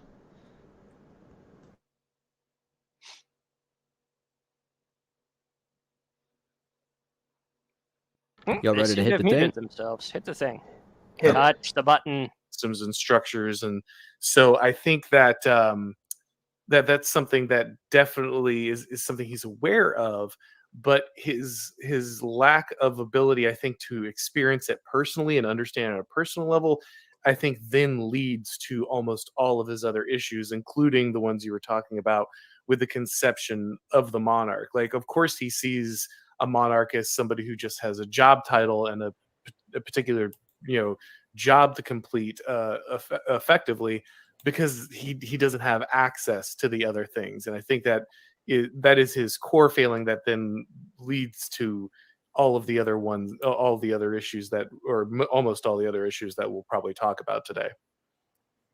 Yeah, a lot of people have, claimed that Moldbug is anti-Christian, which I wouldn't go as far to say that. I don't think he's actually anti-religion. Well, I think he's anti-state religion, which is kind of his entire criticism of the atheocracy we live in, as he calls it. And he does come up, he famously has this sort of weird theory about how progressivism evolved. That's actually fairly compelling, evolving through mainline American Protestantism, but he never actually takes an anti-Christian stance in general, and I can't really think of any particular point at which he says anything negative about the Catholic Church, for example. So I would not call Moldbug anti-Christian or even anti-religious in the general sense. So I think we can say that about him at least, and that sort of sets him apart from most of his progressive colleagues who are anti-religious to the point of creating a new religion out of the very concept. But nevertheless, his atheism does, as you mentioned, it's basically the source of all the problems that he has, because the whole problem I was describing about his conception of the monarch really stems from the failure to have this sort of Christian concept of where the monarch's authority derives from and what his responsibilities are. So it is the number one criticism that I would give of Moldbug. Although I think a lot of people, it's very difficult in the modern world. Yo, Mike. Yeah. TK wants to speak. Go ahead. He is muted, so. Yeah. Like it wasn't something important enough that I wanted to like step on this fucking rant, but I did find it worth noting that like, and I kind of lost it here for a second, but actually I just completely lost it. I'm sorry. All right, let's keep going then. All right. To sort of overcome atheism. So I don't even think it's a particularly strong failing on his part or a unique failing on his part to, be an atheist considering his upbringing. But well done, Gear Squad. It's the most important marketing. You can say it's definitely a flaw in his reactionary worldview. Yeah, it reminds me a little bit of Sargon, where he realizes this is an issue and he realizes this is a whole, but like he just can't seem to, even when he wants to pursue better things, it just can't quite seem to get over that. And so it's one of those things that I think holds him back for sure. And there's another part of that you mentioned when you're talking about the CEO is king that I think is one I had on my list, which is the merchant class solutions, right? It's that's an insight that the Distributus brought up in one of his streams that I think was really excellent, that all of Moldbug's fixes basically come from the business world. That's where he's from. That's where his experience is. That's the only place he's seen success. And so what he tries to do is basically, use, again, it's almost like he's like, if we can just make this more efficient, then it would work. If we can just turn it into a monarchy and make it more efficient, that's the problem. And so we'll just find a more efficient version of merchant class solutions to patch us over, rather than realizing that the real problem is that the priests and warrior classes have atrophied, and that and most of the problems actually are not just those they've atrophied, but that all of the CEO, all of the merchant class mindset has been applied to everything. Everything is commodified. Everything is run like a business. Everything is looked at on spreadsheets and through that mindset. And that is a large amount of where our problems come from. And just looking back to that for solutions is a serious issue. Yeah. Okay, so this is definitely a subject that I feel like Ad Hoc probably has something to speak on. Like, what do you think about our army being treated as a business? Do you think that's a smart idea in general? Well, the answer to that is no, and I've already made this point multiple times, and I've already created a whole fucking video on the issues that the Army has experienced for the last 60, 70, 80 years, which go all the way back to the end of World War One, which was the last true war that the United States has ever really been in, and because that's the only war that, per the Constitution, Congress voted for. The rest of these so-called wars we've been in have always been more police actions and not a true war in the first place. But even then, treating the Army like it's a business, like it's a bunch of spreadsheet numbers, it depends on how you're really thinking about it. Because in the end, war is a numbers game. That's what it really kind of boils down to. But treating it the way we have been treating it for right now, which is basically just kind of an interventionalist thing, where we basically go in and try to get the people to fight for themselves, but we still have this giant massive force there that's basically so-called fighting in self-defense and fighting for these other ideals that are, trying to westernize these other nations. It's not working. That's not what an army is for. Basically, to paraphrase a wise Jedi master, we are soldiers, not keepers of the peace. You send an army in when you want to straight up conquer something. You don't want to have it be there and just sit as an interventionalist force. It doesn't work like that. All right, so another piece that we should probably bring into this. Ad hoc the other day, I was working on a bill of materials for a customer, and they required 6 military class bolts. How much do you think each of those bolts cost? I'm just going to hazard a guess and say that while those bolts in terms of cost and material may have cost you, I'm just going to spitball here, maybe like $60, you probably charge them closer to $600. Yeah, it was about $70 each to just have them sent our way. It is entirely an issue about certifications because they only allow you to buy from a certain number of people, which means that those people can charge whatever the fuck they want, because they're the only people who make these military class whatever the fucks. When you give me the specs and I guarantee you I can make a better one out of some scrap steel and a couple hours work. All right, can I address this though? I mean, because I feel like there's part of this that we're missing, right? There is part of it that we're missing, and it goes back to economics and the budget.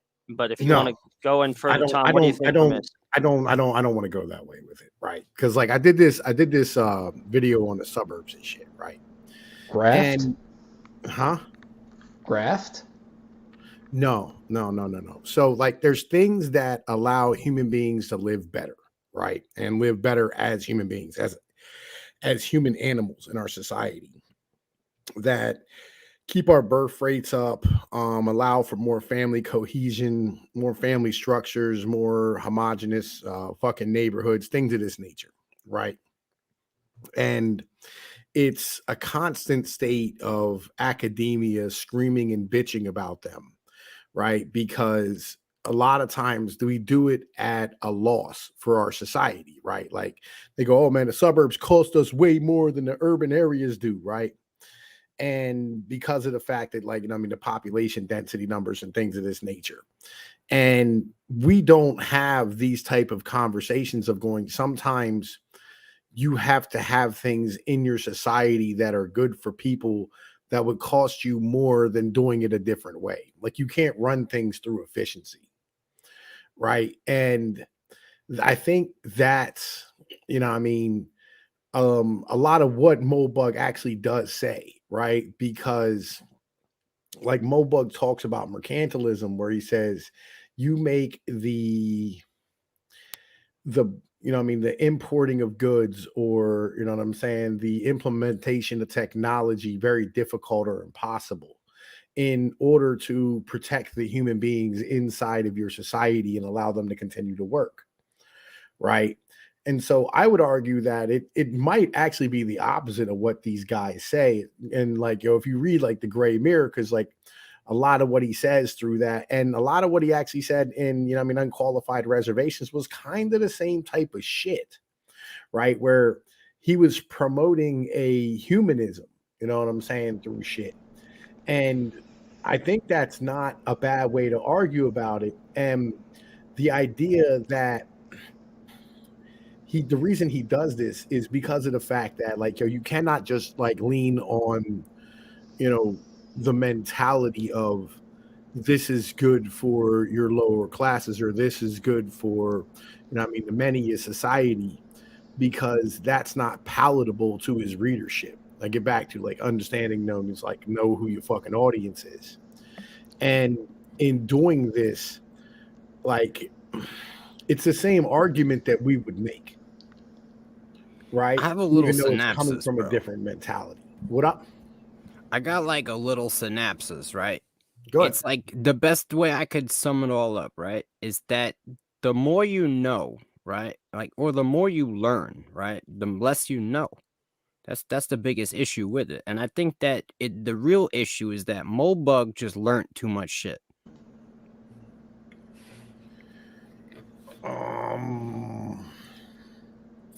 Like, you got to understand, you could read so much shit that you fill your brain with so much knowledge that you're literally lost in your own fucking mainframe. Well, yeah. It takes a while to like, that's why, like, when I read a book, oftentimes I'll start applying that shit, before I start another one. Right? Because like you want to be able to metabolize it. It's the same way to like, like you don't want to eat a meal and then immediately eat one right after that. You want to take a chance for it to digest and take a shit and then eat something the fuck else. A few 8 hours later or whatever. Right. I also really think that you gotta guard, right? And be very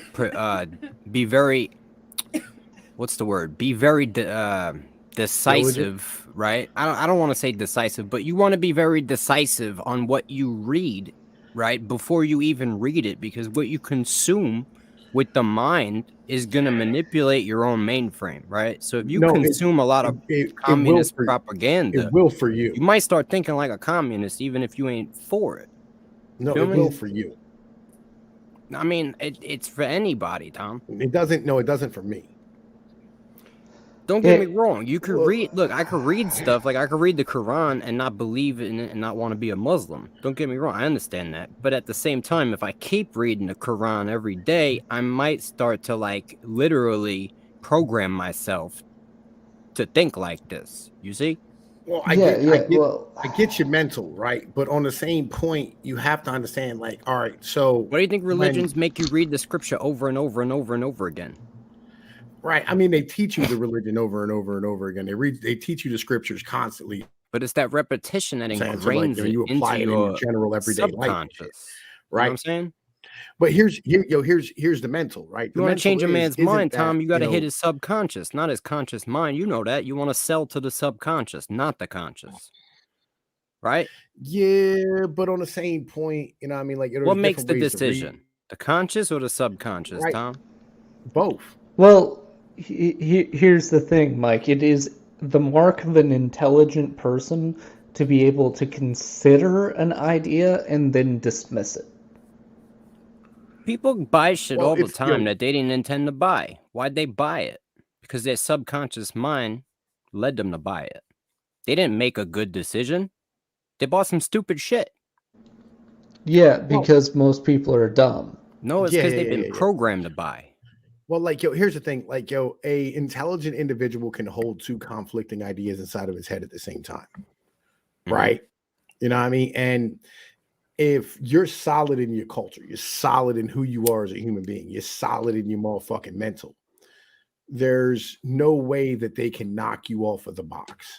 Yo, right? You know who else could hold two conflicting ideas in their head? A schizophrenic nigga. You feel me? Well, I mean, like, intelligent motherfuckers are more likely to be schizophrenic, but it's true. I know, but like the thing is, again, like, you can hold two conflicting ideologies in your head at the same time, right? You can. Hey, you ain't gotta tell me I'm a Gemini, dog. right. But I'm saying, like, the mental is that, you fucking goddamn fuck me up. The mental is that you have to be able to read some shit and like go, all right, well, this is fucking retarded, and then like you can stop reading things. It's like, yo, you're going like, this is fucking dumb and it doesn't make any sense, you know what I mean? Or it doesn't apply to some shit or whatever it is. It's not what I thought it was going to be, right? That's why like I started reading Hoppa and I was like, yo, this is trash, right? You know what I mean? I tried to read Adam Smith and I'm like, oh, this is fucking impossible, you know what I mean? And like, so, but you can read Keynes, you know what I mean, and read his fucking thoughts and his mentalities and understand that, you know, like what people say about him are much different than like what he actually said, right? And it's important to be able to, you know what I mean, read these texts and still have your mental about you. You know what I mean? I take particular exception to everyone you just cited right there, but I'm gonna gloss over that. I think we spoke about this earlier, Tom, where I was saying like, yo, yeah, communism sound real good on paper until it's implemented. You feel me? And it's the same thing. Right. I think Moldbug has exactly the right view on Keynes, in which like his ideas win because of the structure of the field of the battlefield of ideas, right?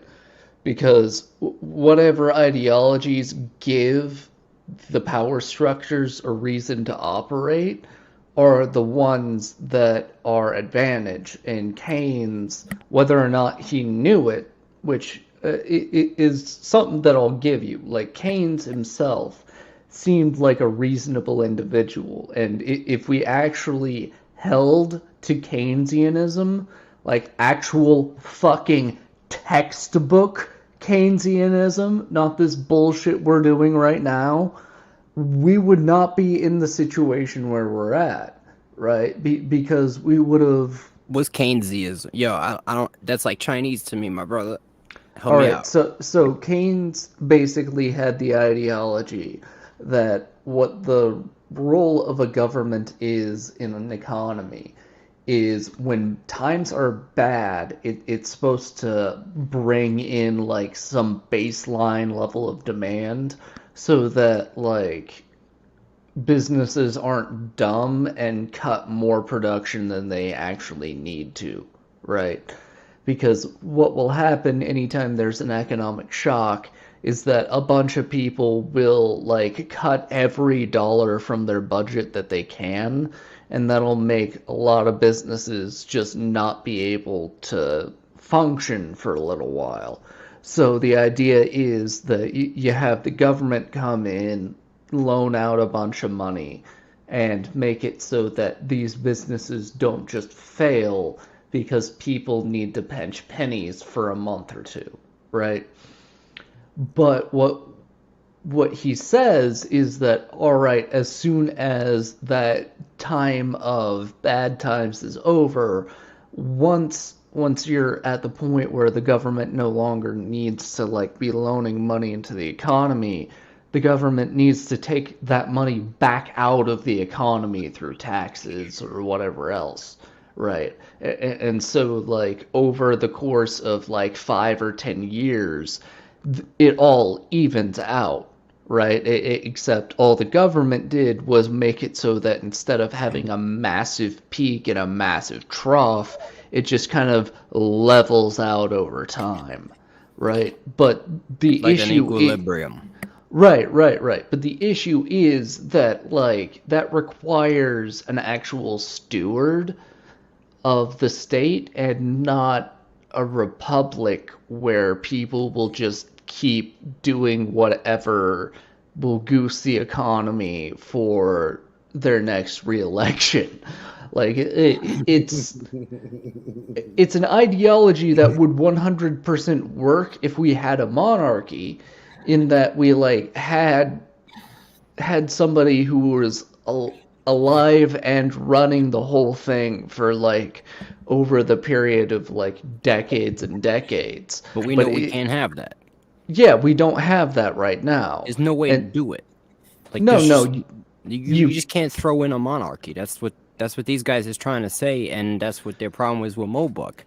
I mean, you can say that and they can say Right, that, but history has proven that, like, if you are able to be a monarch, you can just act like a monarch. So who's the monarch? Tell me.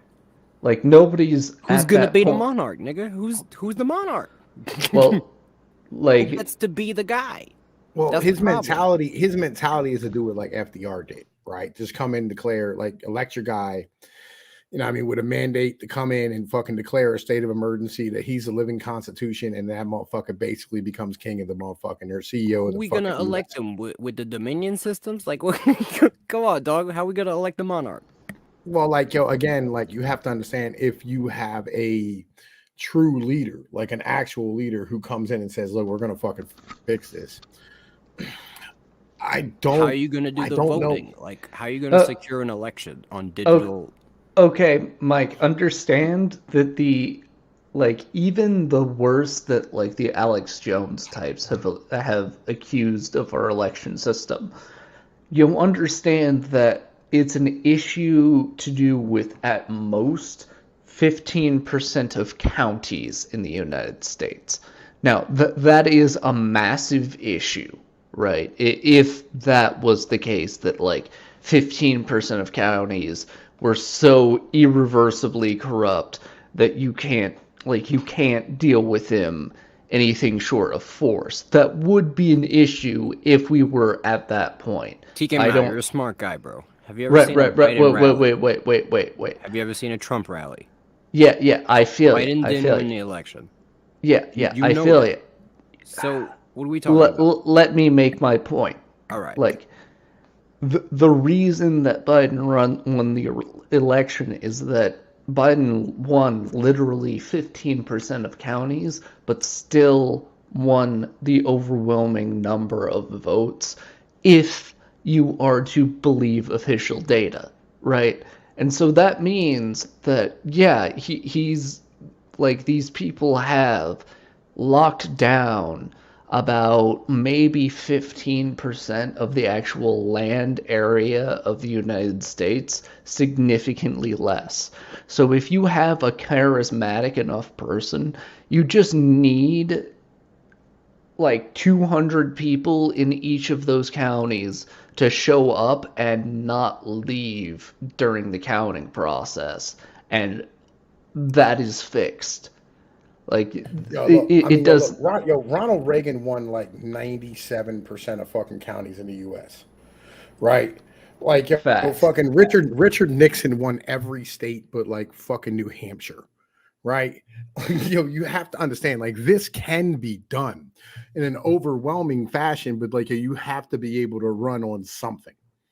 Right. And the issue is like, nobody's running on anything that's, you know, I mean, really even remotely sounds like it's going to fucking work. But look, we're 16 minutes into a goddamn fucking hour and 18-minute video. We've been streaming for an hour and a half. Feel like we should keep moving. Yes. I packed a lunch. All right.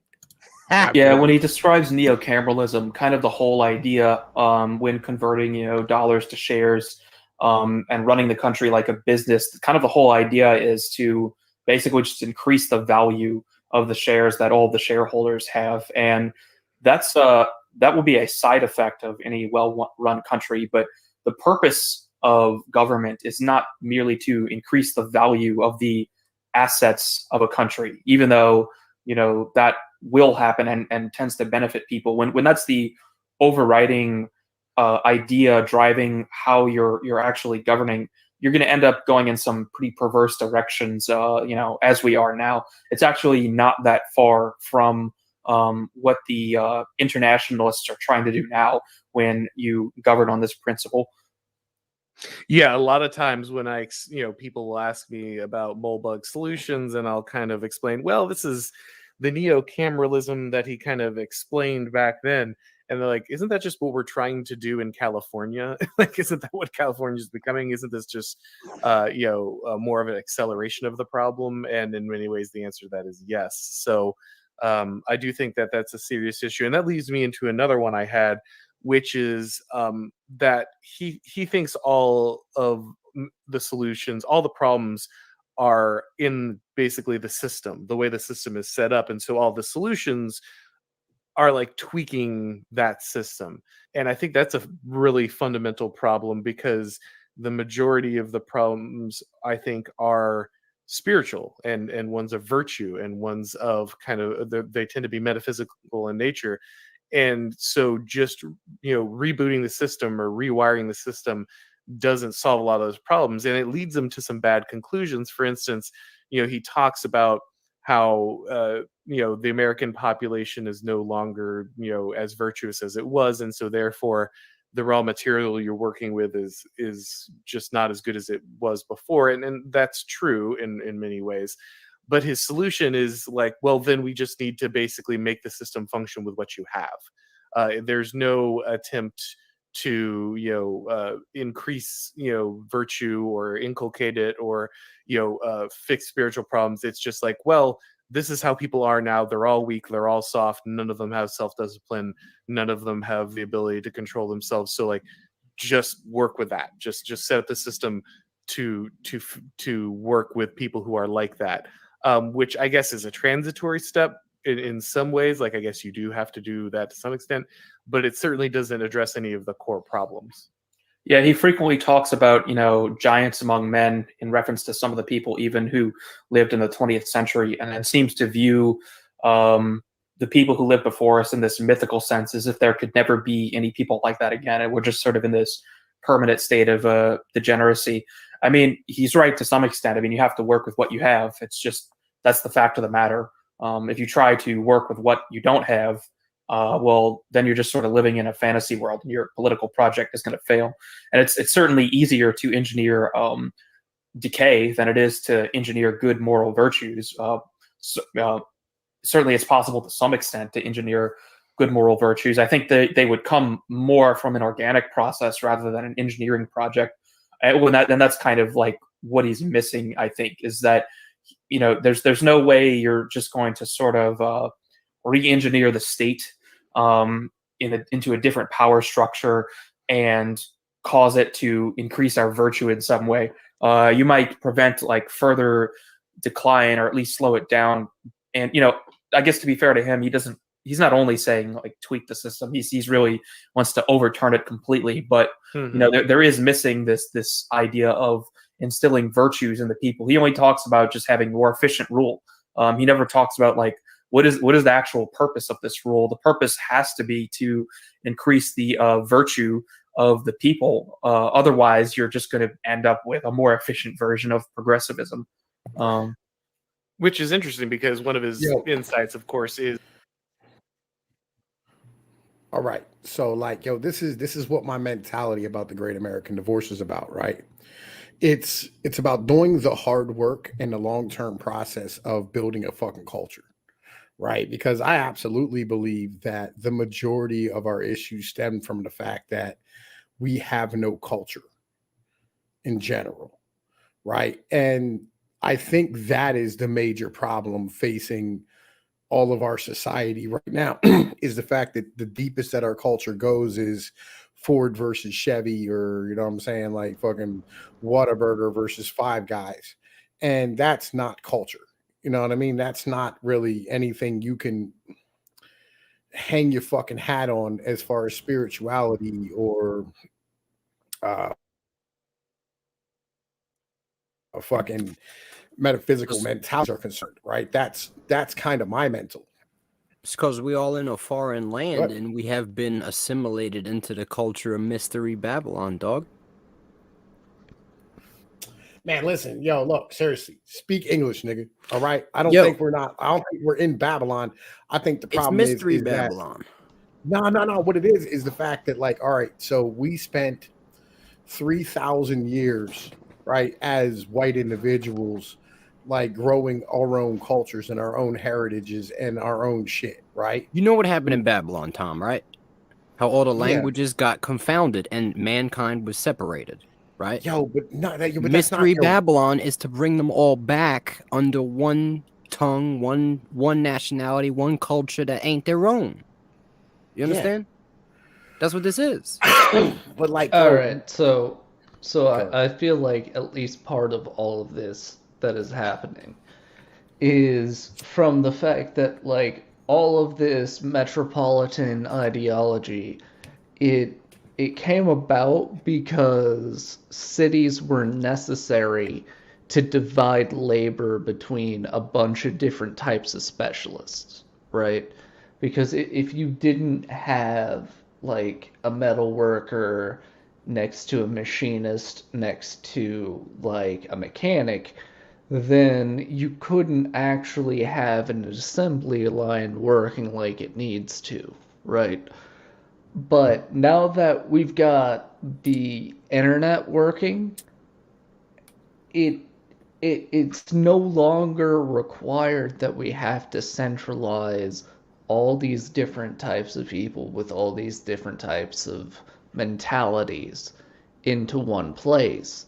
And so you can have like a culture of just people who just make stuff, and then there's a culture of people who just repair stuff, and then there can be a culture of people who just scrap stuff, and they can be completely separated and it can work completely fine, which has not been something that's been a thing for a while. And that brings into a lot of different ideologies and a lot of different power structures that just have not worked in 200 or more years. And so I think what's going on is we're just really confused about having a way of life that's not built around more, but rather built around being particular and particularly good at a particular thing. This was always said to happen, though. We knew this was gonna happen. You know what I'm saying? Well, we knew everything was gonna play out exactly the way it has, and you know what's crazy? Tom put me onto this video earlier today, right? It was about not knowing a vocabulary and being unaware of certain stuff because of certain lacks of knowledge, right? Right. And the dude was talking about how, like, you know what I'm saying, an electrician walk into a room and he sees amps and you know what I'm saying, he sees wires and lights and bulbs and different wattages, right? And it's the same thing in this world, and it's the same thing, like I'm saying, with Moldbug, is they lack certain knowledges of what has actually been written in books of knowledge. And so they walk through life, you know what I'm saying, and we're in a different room. All the shit that's transpiring in this planet, I already know what's, you know what I mean, supposed to happen and what's already supposed to be predestined. But most people can't see that. I feel you, but like another level you gotta get is that like there's a difference between knowing something and living it, right? Like, so imagine. So do you not know there's a collapse happening right now? Economically, yeah. medically, But like physically, I get you, but like you gotta understand that first of all, it's not all that uncommon for the collapse to have already happened, and there are entire segments of society that don't realize that it's happened yet. It's still happening, bro. It's just like it's a steady, heavy collapse. I'm saying that this is not unprecedented.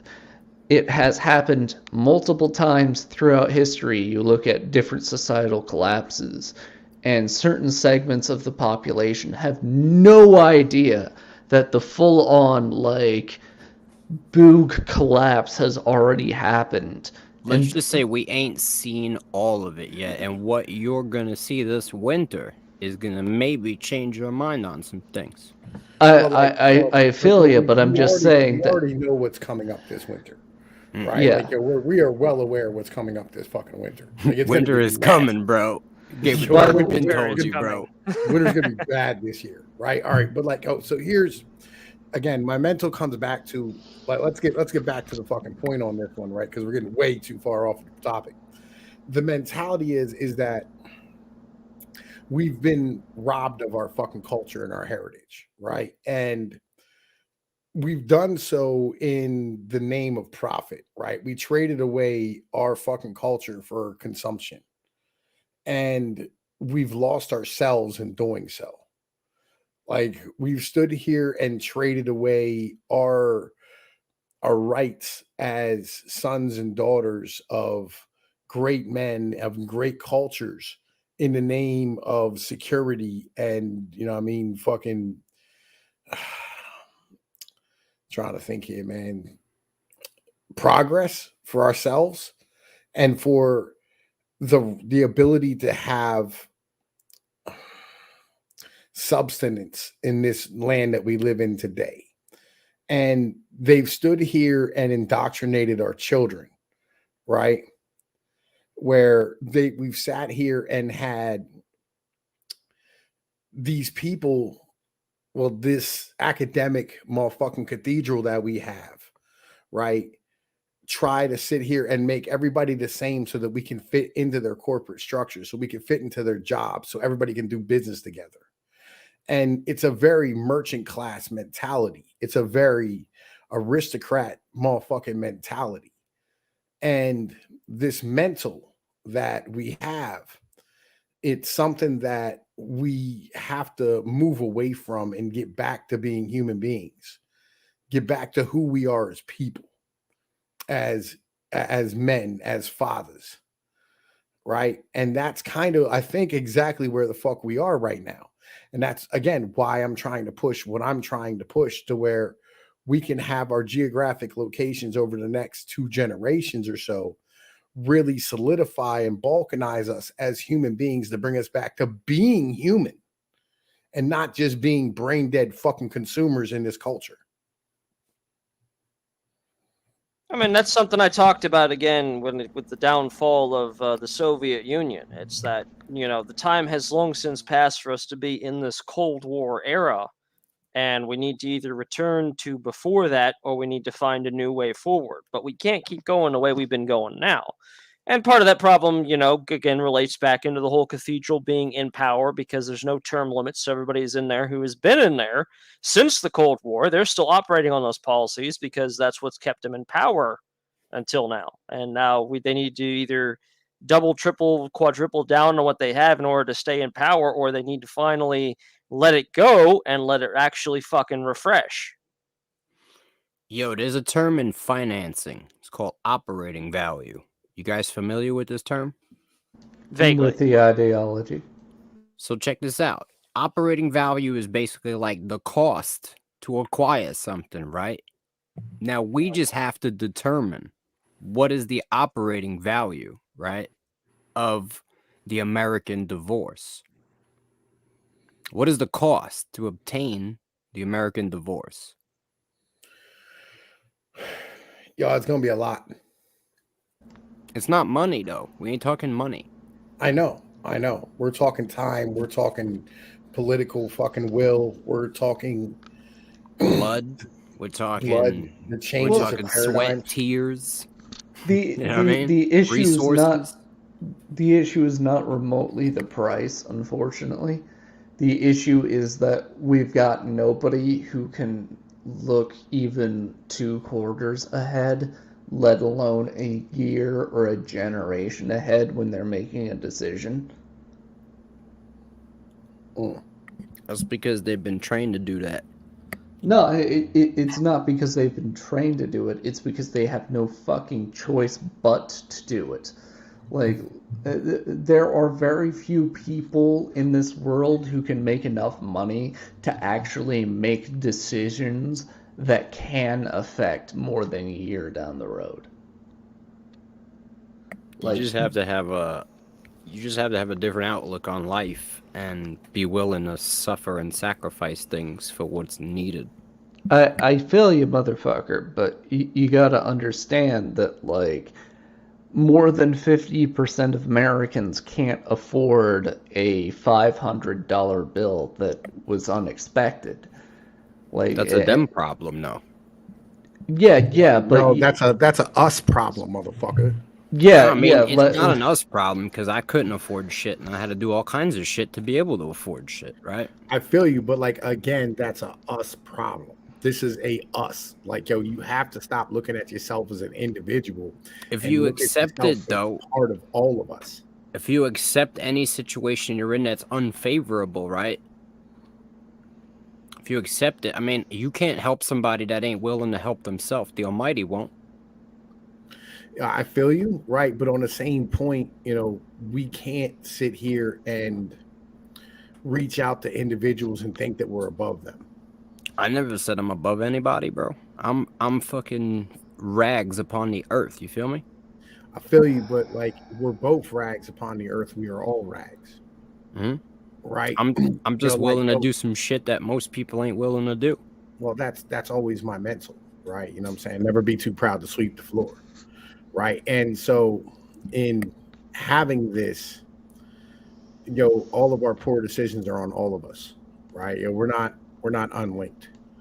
That's the issue. We are not unlinked as a whole, right? What up, gaming, right?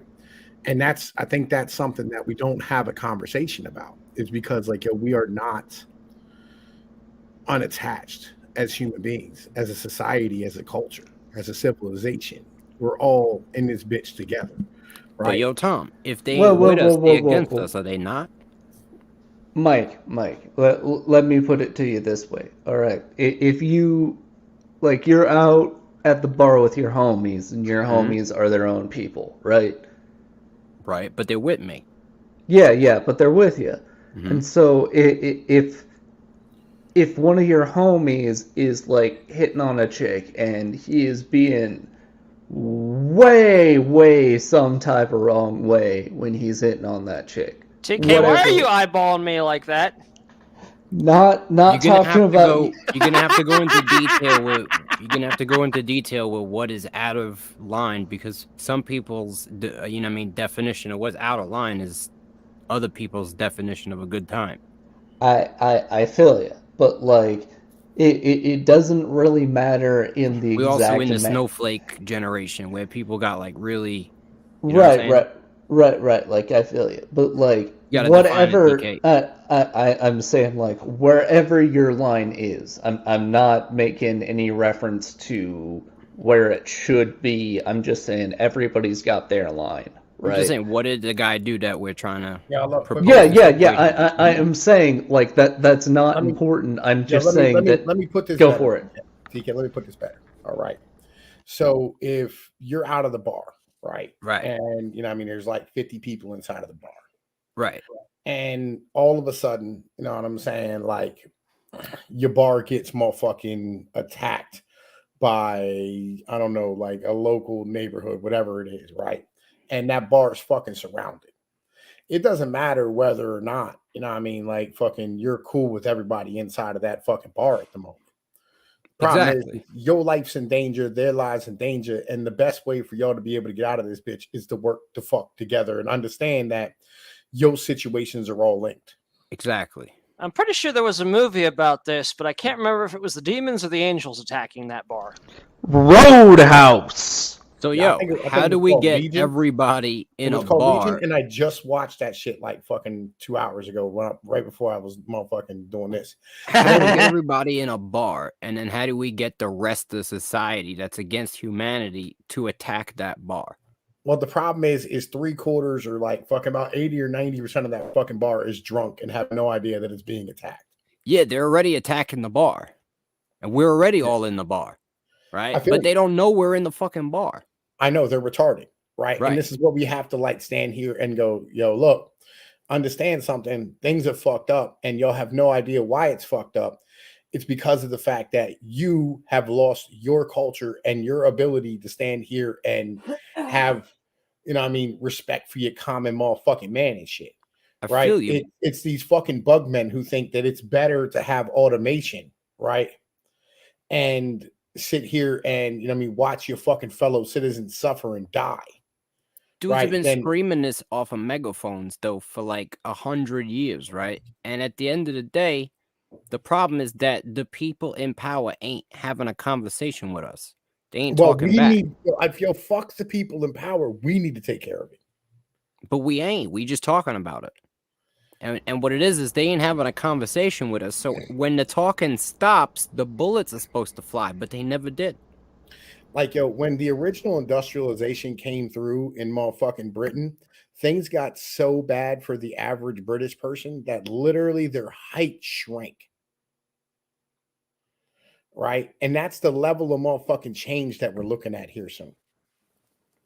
All I'm saying is if you tried to do the shit they're doing right now to society, like 50 years ago, there would be a motherfucking revolution in this country. That's I the agree problem. with you. I agree with you. And we're unlinked at this point. Right. And I'm trying to get this fucking message out here. And it's difficult when my channel, I have 2,800 people who are subbed to my channel, and there's 13 motherfuckers watching right now. What up, chat? Right. Like that's a bit of an issue. But let's keep rocking, man. Is that you never truly escape a state religion. And I remember an interview where I saw someone asking me on a strip, do you think every functioning state needs a state religion? And he's like, yeah, basically. But he's given no thought to what that is beyond that it needs to be there.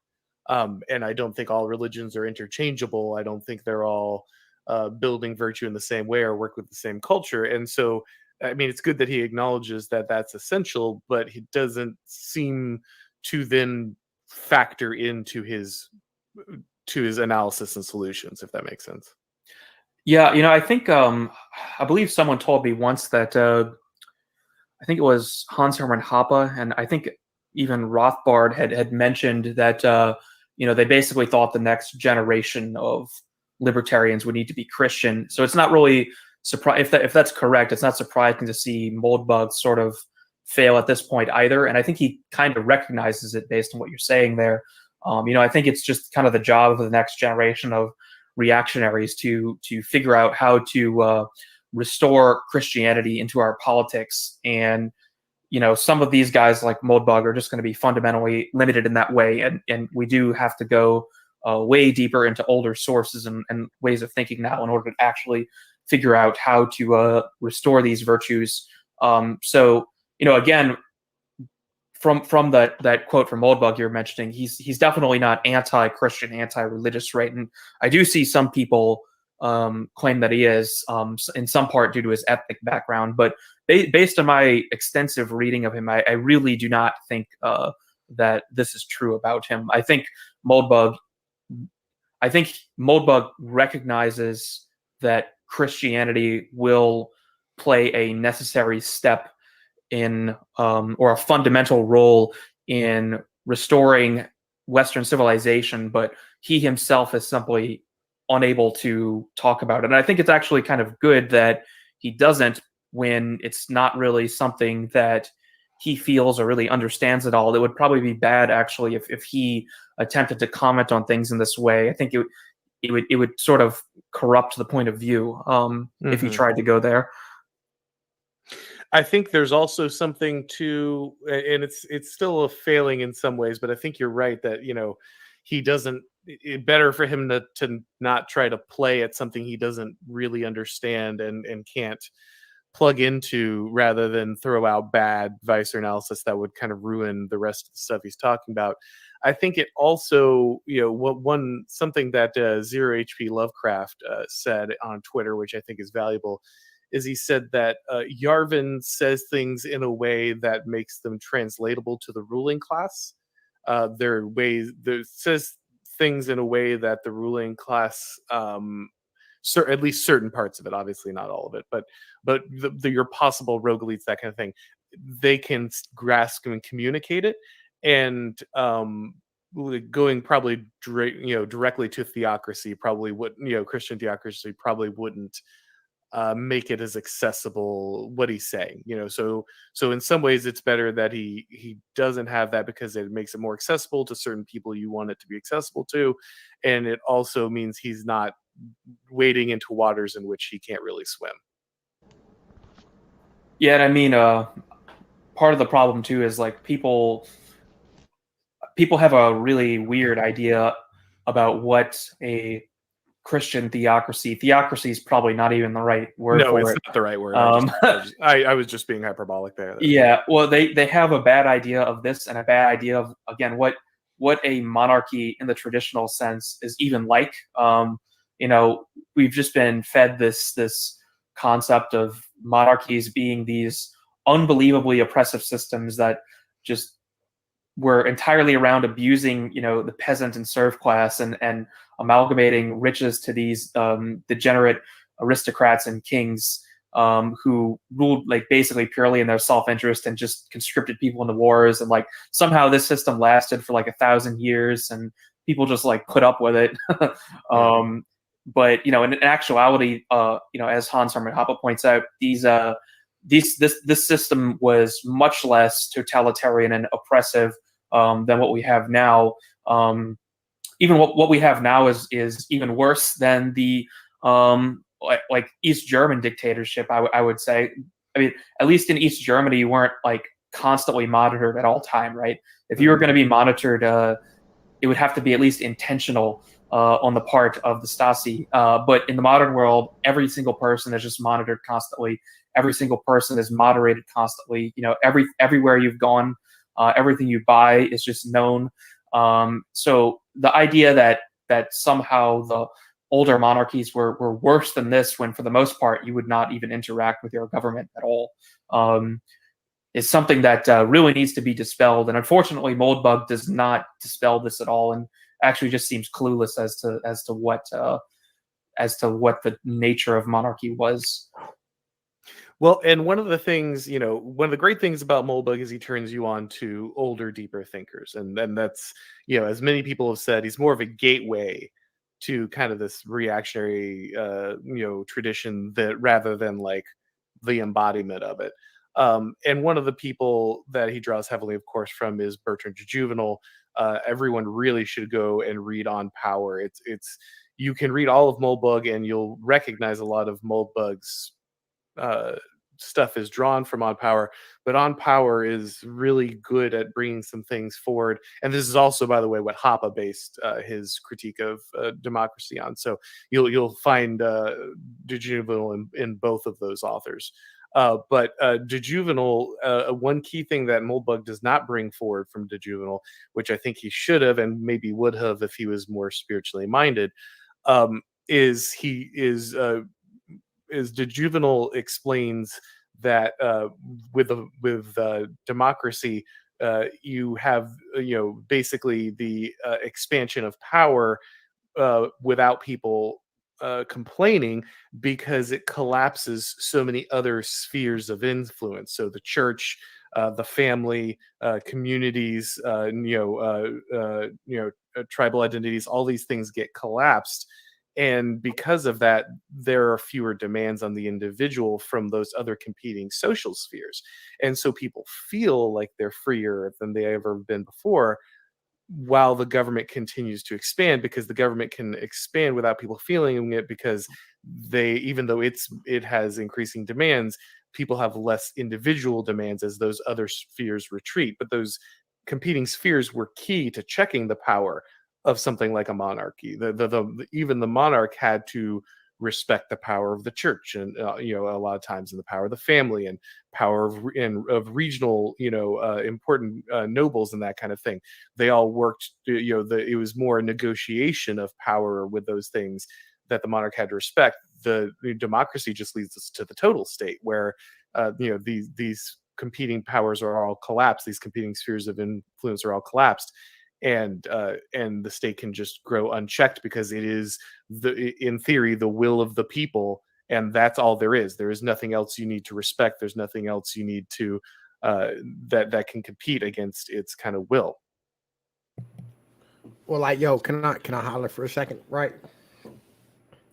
So, like, my mentality that I always have an issue when, what I've added to Moldbug is like, we don't talk about the matriarchy, right? Like, we don't have a conversation about like where females like play inside of this role in democracies and republics and shit, to where like universal suffrage has given us the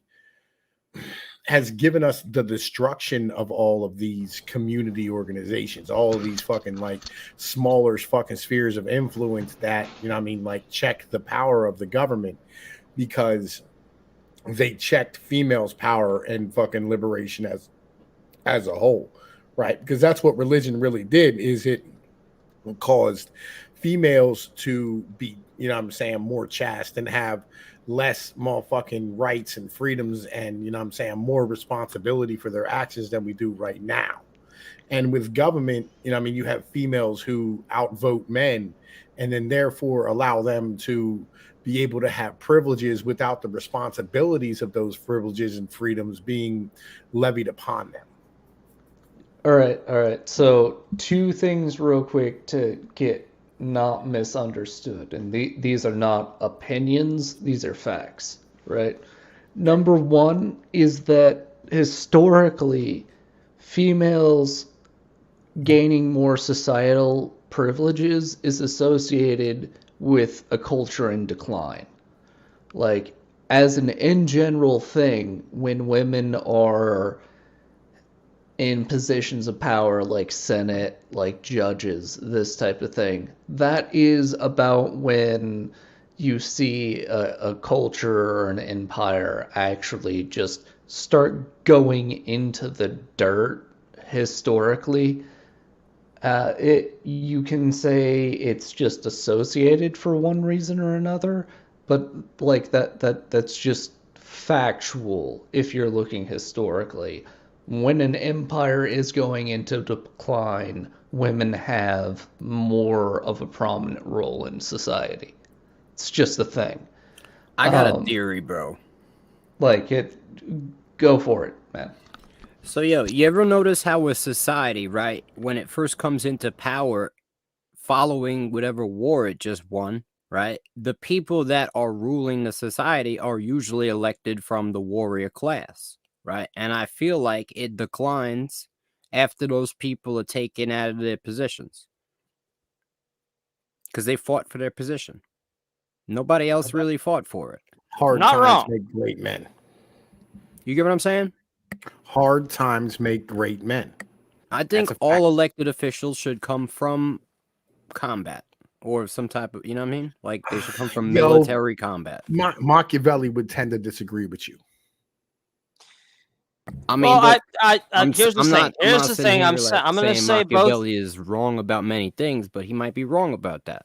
I don't know. No, I don't think he's wrong about this, right? At all, right? I mean, because like we've seen the influence you have with, you know, I mean, the military industrial complex today, and every time you allow military generals into fucking service or push them into service, you end up with a fucking society that all it wants to do is go to fucking war.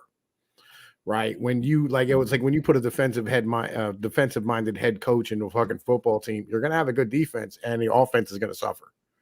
But I think that comes from a lot of the reasons why we do that war profit system stems from the Babylonian system originally. Oh man, listen, all right, like, all right, boys. This is where we're that's going not back. even religious. This is where we are going back to the point where we guys. Where does the arrows and the wheat come from that the eagle holds on the back of the dollar? I can tell you, mankind were nomadic, and they didn't have a civilization that would settle down at first. And then man settled down and started agriculture, right? The problem is once your agriculture expands and your population grows, right, your agriculture can no longer support the population of your city. So you have to expand your borders. This is fine until your borders have to expand over another city's borders. And then you have to go to war, which is where we get the Babylonian agriculture and war system, which is what the world currently is in. Yo, look, man. All right. The mentality that, you know what I'm saying, agriculture breeds war is an absolutely positive thing, right? You know what I'm saying? Like, that's a positively correlated thing, right? Because you don't have society in general without having security for it, right? I've stated this many a time. Basically, comfortability and security breeds war because it breeds population growth, and population growth can only be sustained by the land that can sustain it. Well, it's not just that. It's the fact that, like, you have to have security in order to do trade. What do you think the Afghanistan war was about? You really think that shit was about fucking Saddam Hussein, or you think that shit was about really poppy and oil? It's about money. No, like, I don't think it was about either of those. It's about selling $300 toilet seats. No, okay. Halliburton, come on, dog. No, it was a big ass extortion ring. I don't think that was it. I think it's the fact that, like, yo, what we have done is all right. So we had two different like fucking groups of individuals on a large scale, right? And in them 2 different groups, it was like 50 different groups in each of them. You had the State Department and then the DOD, right? Fucking inside of Afghanistan. And when they got in there, they, decided to work both of their fucking mentals in there. The State Department was trying to spread, like feminism and global homo throughout fucking Afghanistan. And then once you had, like the fucking DOD go in there, the DOD, did what the DOD did, and it was trying to motherfucking spread democracy through fucking Afghanistan and trying to bring stability and trade to the fucking region. Right. And like, each of these individuals, like, huh? It worked great. It worked great, bro. Yeah, I know. I'm saying, like, it was fucking trash. Like, these people don't know what they're doing. Like, no, they know exactly what they're doing. No, they wanted it to fucking fail. They're not. No. I told you earlier, right? Like, legit, man. Listen, like, these motherfuckers have no clue what the fuck they're doing. They're ideologues. The Middle East has been a farm, and I say farm because they've been using it to basically farm war profits. You know what I'm saying? Like, if you look at it, like, they just keep banging out on the Middle East, right? And then they get rich, and then they chill out for a little bit, they rebuild it, and then they bang out again. And recently, they just basically gave these motherfuckers a whole bunch of equipment so that they could just go to war and bang out on them again. And now they just armed a whole bunch of new people to bang out again. You know what I mean? Like, I did absolutely see that, right? But what you have to understand is that what we think of as the Taliban is not the Taliban. Of course it's not. They're creating a fucking Taliban by just giving random dudes fucking machine guns, and now they're gonna go kill them and make money. It's all fabricated, bro. But like, it's not so much that it's all fabricated, it's that nobody's the fucking charge. Exactly. This random people fighting for survival become the fucking Taliban. If I lived there, I'd be the fucking Taliban. I mean, that's just what it is. On our side, there's no one in charge. There's no one in charge on our side as far as what? Like, just in general. The government is a bunch of different fiefdoms. So, like, we don't even have like, you're saying that the government doesn't even exist. No. I'm saying that the government is a bunch of different little compartments that don't talk to each other. The government is headless. Is that what you guys believe, that the government is headless, right? What he's saying is that the Department of Defense doesn't have the same type of interest as the Department of State does, nor do they have the same type of interest as the Department of the Interior.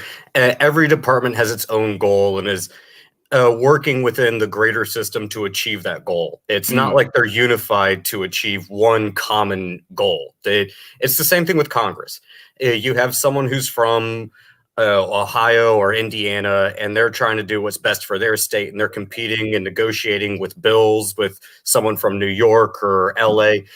They're not necessarily unified for one common greater good. They're trying to get reelected, and it's why we kind of have this division that we have in the United States. It's an odd dichotomy. I'm not saying it's good or bad. That's just the way our modern system works right now. So, yes, I agree that the individual players in the game don't know about the agenda that's happening, but that doesn't mean that there is no head of the government that exists without the government. There's a shadow government. You guys are aware of that, right? Well, and again, you have multiple people that are playing for different ends, and if they have to, they'll shake hands and close doors and say, "You scratch my back, I scratch yours." That's been going on for a long time. We all know that. But it's if you want to talk about just one unified goal for this country, we don't really have that. And I think that's kind of the point that Tom Pugh's trying to make. We haven't had that sort of thing since the fucking end of the Cold War. Is the problem? Well, that's by design. It's not by design. It's not by design. Well, I can't prove it is by design, and so I can't necessarily say I have proof, but it looks like it's by design. I know. That's the thing, is it looks that way, but I'm telling you, it evolved into garbage. Right? Like, the whole thing evolved into bullshit. Like, there's nobody the fuck in charge. I said it earlier tonight. It served its purpose back when it was needed. Now it's no longer needed, but people are still coasting on it because we haven't figured out what we need to do next. We've entered a new era after the end of the Cold War back in the 90s. We've been coasting on that shit ever since. And now that it's served its purpose, it's starting to rot, and the people in power are afraid to let it go. I think they figured it out. I think they know they're losing power, and so they made a move. And I believe that move was to subjugate us into mass control and depopulate us. And it's not working as well as they want it to. I don't Not as think well as they wanted to. At no point does depopulation help them. Of course it does. It does not. It does not help them. Because if you depopulate a population, who's left to rule over? Who's going to rule over the elites when only the elites are left? I never said genocide. I just said, goods to, and who are they going to sell goods to and give loans to make money? Who will be the consumer when there are no consumers? We don't need anybody. Well, even just on a government standpoint, like, this country depopulation doesn't need anyone. Well, even just on a standpoint as far as representation of this country goes, depopulation doesn't work in their effort. They want to actually increase population because that's how you gain House seats. You don't need to give people a right to vote. Just keep the citizen question off the census, and guess what? You'll gain House seats. I don't think they care about the current system. No. You don't understand. Look, all right. If you don't have more people, you can't fucking grow your business, your GDP, your stock price, your motherfucking anything, right? I don't think they care about that anymore, Tom. They do. They have to care about. I think they're going to do away with all of that. I think all this financing shit is about to go down. I think they're going to implement a global currency that's digital. I think crypto is about to get sunk into the garb. You know what I mean? It's about to really go down. And I mean, you don't have to believe me. Just watch. All right, look, man. All right, the mentality is this. Okay, what they do for their fucking economic means. Right? It's that basic of a principle. If it doesn't make economic sense, they're not gonna fucking do it.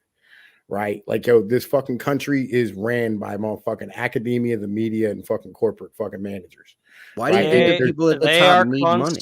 They are constantly chasing infinite growth. But why do people think people at top need money or even consider money? Growth is not infinite. It's going to crash eventually. I keep trying to tell you, bro. People that don't got money think about money. These people at the top that got money, they don't care about making more money. They just want to do like crazy shit. They want to be gods. Don't you understand? They want to use their money now that they've made to do all their wildest dreams and fantasies. That's the thing. You can't get power, let alone hold on to it without money. They're thinking about all of it. But they have it, bro. If their fucking stock price goes down, their net worth goes down. Net worth and what? What I'm trying to propose to you is that these people already have the world by the balls, right? They just got to get rid of you. And then they could live for a really long time, super comfortable. And their generations of kids could live like gods once they get rid of you. You're half correct. Yeah, they don't want to get rid of you. What? Sorry, go ahead, Pinoy. You are a useless eater, bro. They now have robots. They don't fucking need us, bro. Again, they have to have consumers. They don't need consumers. They do need consumers. Where do you think their money comes? Where do you think their money comes from? Why do you think they need money? What are you talking about? We're talking about the future, not the current broken system that enslaved everyone. I'm also talking about the same thing. The money only exists to enslave you. Don't you understand? It's only a tool of enslavement. It has no actual value. They don't put value on money. They have assets, and what happens when everybody stops buying their stuff? They don't need you to buy their stuff. They have. Then they're not going to have any money. They're not going to have any of that money. What do they need money for? Because they need the money in order to make the money. They got to pay robots? What are you talking about? They have to buy robots. They already got robots. They don't have robots. They got robots. They buy robots, and then what's going to happen? The robots are going to make and buy this, make and buy the stuff. The robots are going to make the stuff, right? Okay, who's going to buy the stuff? Why do you need someone to buy stuff? Because then you don't make money. But you do not. If you do not have consumers, then you do not make money. Why are you stuck in a Vinda loop of money? As if it matters. Because if they don't have people to sell the stuff to, the robots sit idle. They don't need anyone to sell stuff to. What you don't understand about the robots is just to do the day-to-day things that they needed people to do. And all the selling of stuff was to enable them to have more people to do more things. On the production side, you still need a consumer. They don't need to produce anything anymore. Yeah, and I'm if they saying on don't the have production side, you. robots are fine. They need a consumer. That's the reason. What you're talking about is they don't want anybody to have upward mobility to become a threat to them. As long as you have enough money to spend and you can keep the machine churning, yeah, on the production side, robots are perfectly fine as long as you got someone to build them and maintain them. But they still need consumers. That's why they don't want to get rid of you. They just don't want you to get enough money to become a threat to them. That's what this is really about. They want to get rid of a lot of you. And then they want to have just enough to run their robot shit. Yeah, They don't Okay, need that's more. They don't that's need gonna more hurt businesses. them because then they don't have the consumers to buy their stuff. In that case, they run out of money. You're still missing the point that they No, I'm don't not. actually need money. No, I'm not. You're the You're one who's stuck on missing. this You're money missing the thing. point. You Yes, think money because it's a actually cycle. exists. It's a cycle. But money is a resource. Think about that way. It's not real. If money is a resource, they still need resources. Human beings are resources just as much as a dollar bill can be, just as much as a robot is, just as much as the person that builds it, the oil that goes into it to keep it running, the metal that comes out of the ground. The land that the factory sits on, the land that the warehouse It's sits all. on. It is all under the term known as capital. That is what capital is. And It's human all of capital is the second most important thing there is, second only to time. Do you know why I can't write $1 on a piece of paper and give it to you and you would accept it as $1? Yo, because the government motherfucking accepts the dollar in its own to fucking be able to pay its own bill. The reason why you won't accept my dollar is because you won't accept it.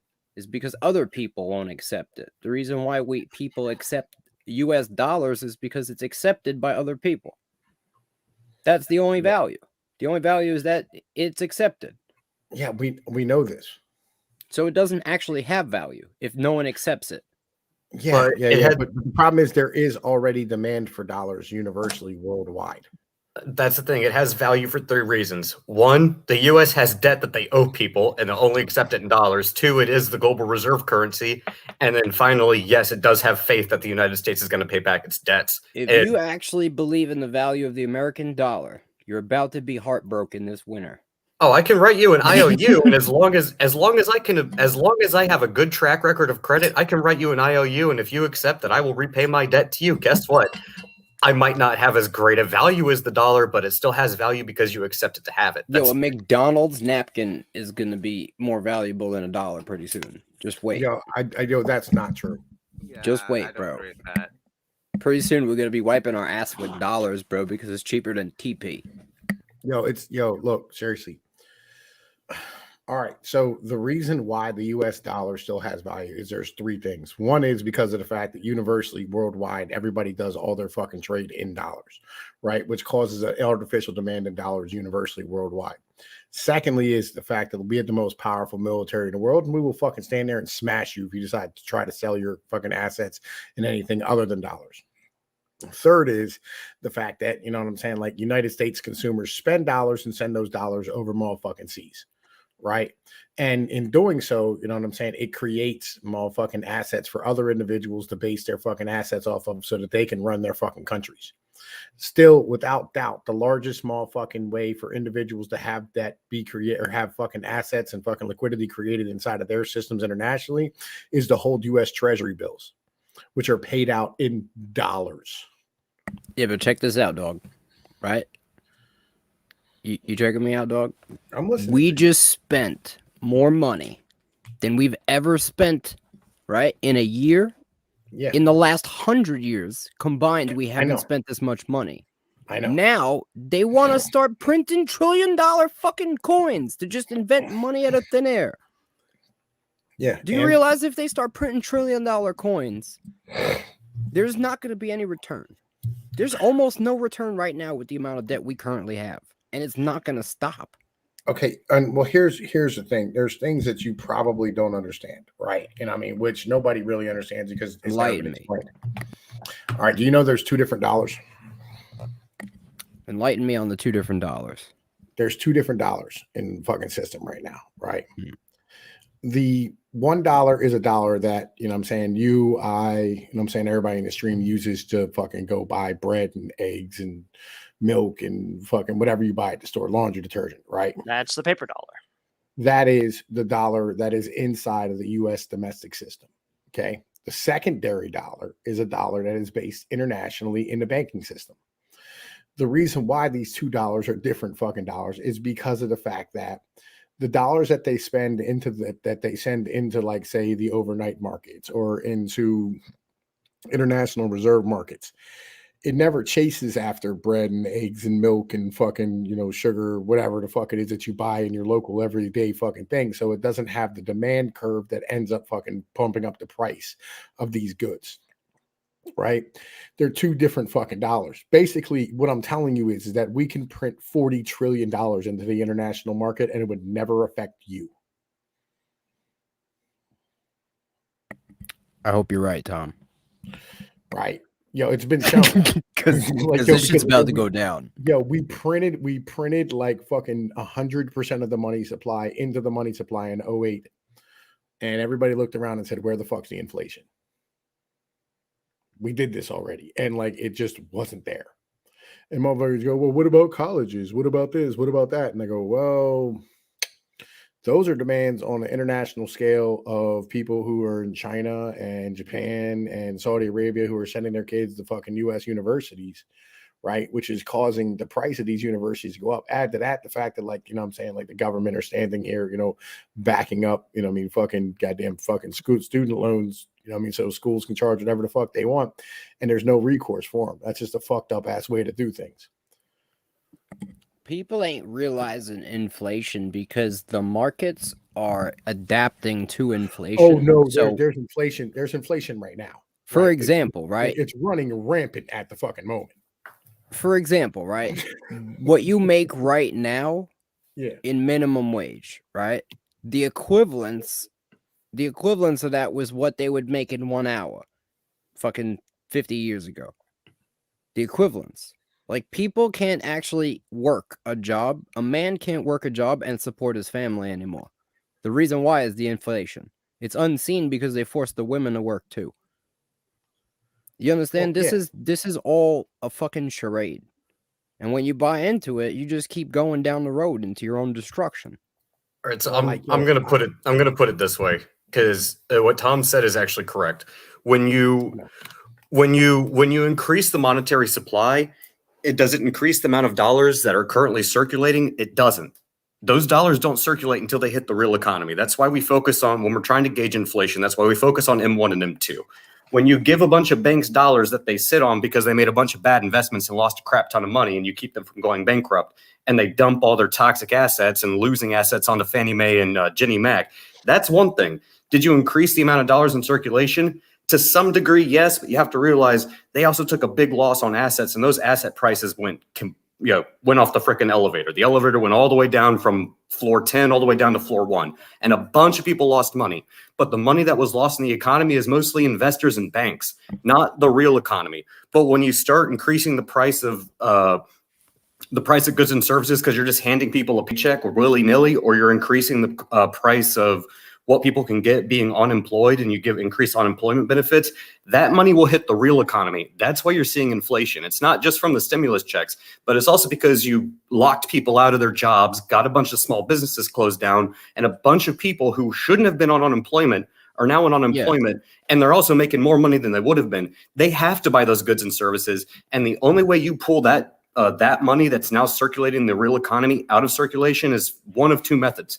You either increase their taxes or you increase the interest rate. There's no other way to do it.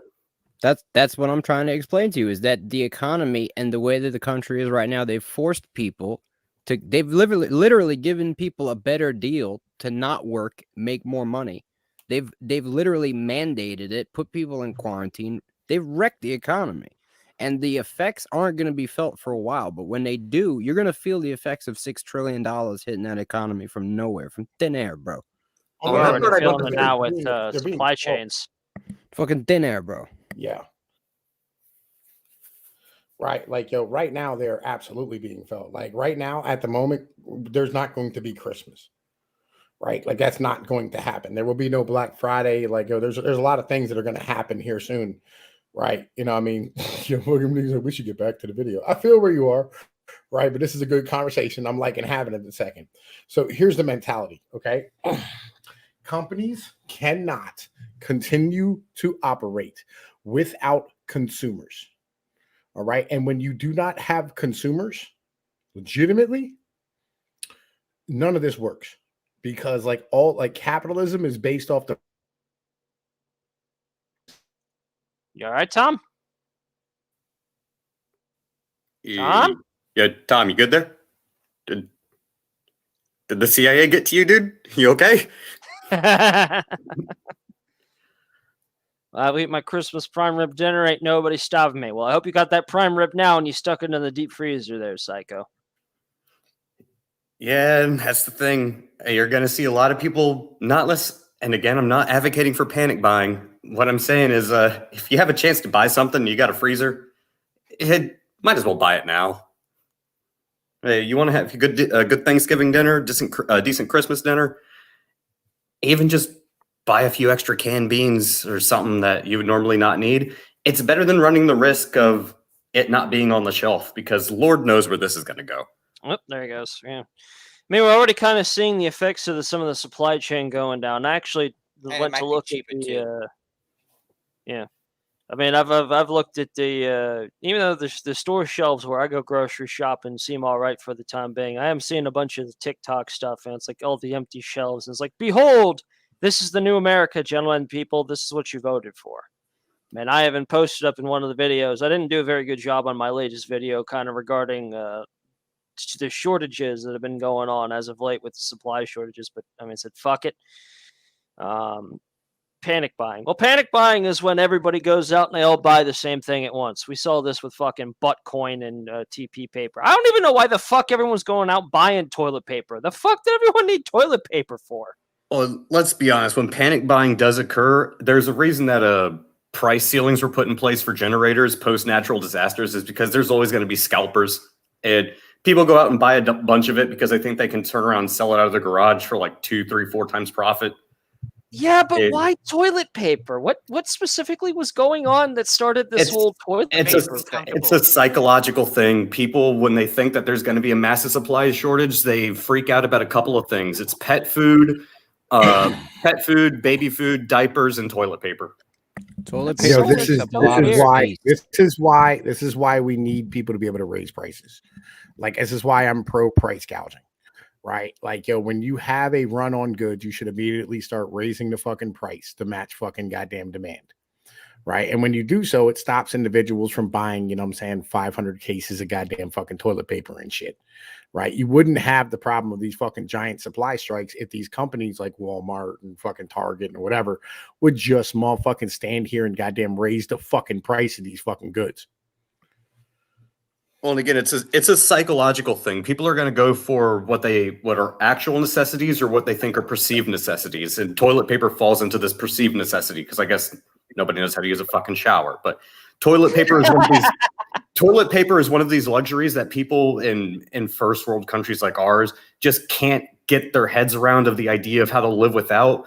And then they'll do the same thing with napkins and paper towels, but then they'll look at things like pet food, because people will go hungry as long as they know they can feed their pets. They'll do the same thing for their children.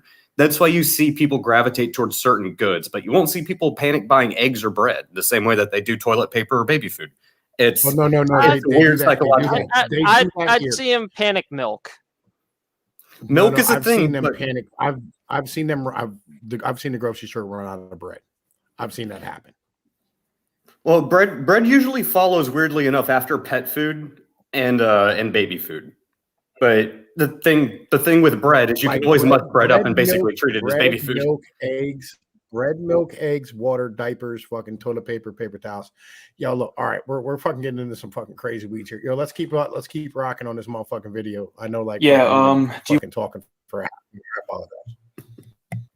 You want to move on to another main point of criticism now? Absolutely, yeah. What do you have? So, the second one, and this one kind of relates, that I have is, as I think his whole concept of what an elite is kind of wrong. In particular, I heard him say something. Well done, Gear Squad. It's the most important marketing video of all time. I swear to God. On Bronze Age Perverts podcast that they just did a few days ago. And he talks about how, like, if you dropped, I think, like an 18th century, like, French aristocrat into Burning Man, or he would sort of recognize that all these people who are there are like elites. Yeah, that one got me too. They're degenerate, and I mean, to some extent that's true, but I think the problem is Moldbug fails to recognize this concept of the overproduction of the elites from the universities. I mean, yeah, if you go to Brown or Yale or Harvard, you're going to be more elite compared to everyone else, but I don't really think these people hold a candle to the older elites. Even the best among them, to some extent, are, I mean, some of them might get there, but we actually just have way too many elites, right? So I don't think that these people who go through university are actually elite in any sense that we care about. And what I mean is, Moldbug talks about, he said this on Tucker Carlson's show. He talked about how, like, all these are great people. They eat the best food. They have the best lifestyles, all that, which is kind of a really mundane way of looking at it. So yeah, if you go to university, a high-tier university, you're probably going to have better taste and style and be more cultured, etc. But like, these people are just so vastly overproduced. Moldbug sort of points out that we want these people. We just want them to stop acting against the interest of our civilization. We want them to act in a more responsible way. But I would say like 90% of these people, we just don't want them around at all. We just have far too many people cycling through these universities, far more than we actually have any interest in even reforming at all. So it's like, I kind of fundamentally disagree with him that, these are all great people and, if only they were just doing the right thing. I mean, I'm just saying, like, we just have far too many people in this class at this point. And again, his conception, I mean, is going to university really what makes an elite? I mean, not really. Again, like, it's much more about your particular aristocratic upbringing, which Semiagog did a good video on a few days ago. And yeah, the university has some relation to that upbringing, but it's far more than that. So this is a big problem I have with him. And to extend on this, he sort of talks about how, these really are great people. They just need to be reformed. And, I'm looking at what's going on now, which we'll call the biomedical security state. And I'm like, are these really great people who just want like the best for us? I mean, to me, it just kind of looks like they're trying to hurt me on purpose. And I don't really, I don't see his point of view here. I think this is kind of a blind spot. I mean, I think there's certainly some good people. There are certainly some true aristocrats who are alive today, but the vast majority of the sort of class of person that he described to Tucker Carlson as the elite, I think it's just kind of a totally backwards way at looking at what these people actually are. Yeah, I think one of the issues is, again, because of that merchant class, I guess just because you are around that merchant class mindset, because you are around these people and you go through these sorting systems, that makes you part of that class. And that's true, but that's because our conception of what an elite is so warped in general, right? Elite is almost entirely something that is either intellectual or financial. That's really it. The spiritual, the martial, these things are not only not seen as elite, they're actually it's inverted. Virtues in these areas make you low status in many ways, right? Being good at violence or being good at spirituality is portrayed as the opposite of elite stance, right? The opposite of elite status. Yeah, in a weird way, it actually seems like the least educated and lower class Americans tend to exhibit more of the characteristics that you would regard as aristocratic, the people who come out of universities. So I think we're really barking up the wrong tree if we're wanting to leverage these people. It's kind of a weird concept, because he says, like,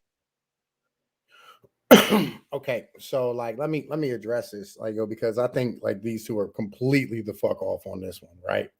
And I think it has they're like, I think the problem is that the both of these motherfuckers went to colleges and they don't feel elite, right? But when Moldbug talks about the elites and talks about when you're fucking going to college, you're applying for your place inside of the aristocracy in the United States, it's an absolute truth. And the reason is because of the fact that the liberal arts programs inside of our colleges are literally what was set up to train the aristocrats back in the 16th and 17th centuries, right? And that mentality, right, as a whole, is what was meant to allow the rulers and the richer upper echelon individuals to be more benevolent and less malevolent towards the people, and to be better and well educated and more rounded educated than, you know what I mean, like, than their fucking fathers were at that fucking point, right? That's what these programs were set up for, is so that guys like Thomas Jefferson, who went to Princeton, or John Adams, who went to Cambridge, right, would stand here and have the opportunity to be educated in a manner in which would allow them later on to, you know what I mean, treat individuals well and run a government well and run their fucking, you know what I mean, their places well, right? Because that's really what that's about. And so once you start putting, you know what I mean, like 30% of our fucking population through these type of courses, you're creating an elite group of individuals inside of the United States. These two don't see it because they don't feel elite, right? But the truth of the matter is that when you have the media and academia and the government and the managerial class that are all the leaders and bosses and individuals who are in charge of the working class and the lower classes and look down upon the lower classes, and our cities and coastal towns are full of these individuals who went to colleges, they're going to be seen as the elite in America, right? And I think that's where Moldbug comes to with this mentality. Whether or not, you know what I'm saying? Like, I'm not saying that they're better than us or anything in this fucking nature, but I'm saying that is the perception from the other 70% of Americans who didn't go to fucking college. Yeah, this is kind of a So, fun do you one want to some of my dissect. hamsters to throw at these people, Tom? No. This is an intellectual conversation. This is not, you know, I mean, me going to go fuck these guys. You know what I mean? Because You don't like, want I like them and I like their content. Yo, you're roboting just so you know. Yo, who's roboting, me or Ad Hoc? I believe that was. I think that was Ad Hoc. At least you're roboting for me. Looks Good, like you're he's not going roboting down for again. me, Yeah, Jacob. no, I mean, when we initially started, it's like, what does he get wrong? So I'm like, okay, I'll give this one a shot. Just doesn't know what he's talking about because he's trying to make it sound better for the people who are. And I decided this. I'm like, what the fuck? Tell what people get wrong. At least have a damn point. Wait, what? And honestly, it smells like I've been able to smell where these two were coming from before they even anything else came up. Well, like, you gotta, like, yo, like, these two here are two of the biggest proponents of Moldbug, right? They're two of like the guys who like push him the hardest on the internet, right? They were on Moldbug long before anybody else was, right? And this is kind of like them like completing that work. You know what I mean? This is them going like, well, all right, we stood here and we said all the great things about him. Now let's say some things that we kind of go, well, like, you know, let's look at kind of like what he gets wrong. But I think they're wrong on this point here in particular, just as a whole.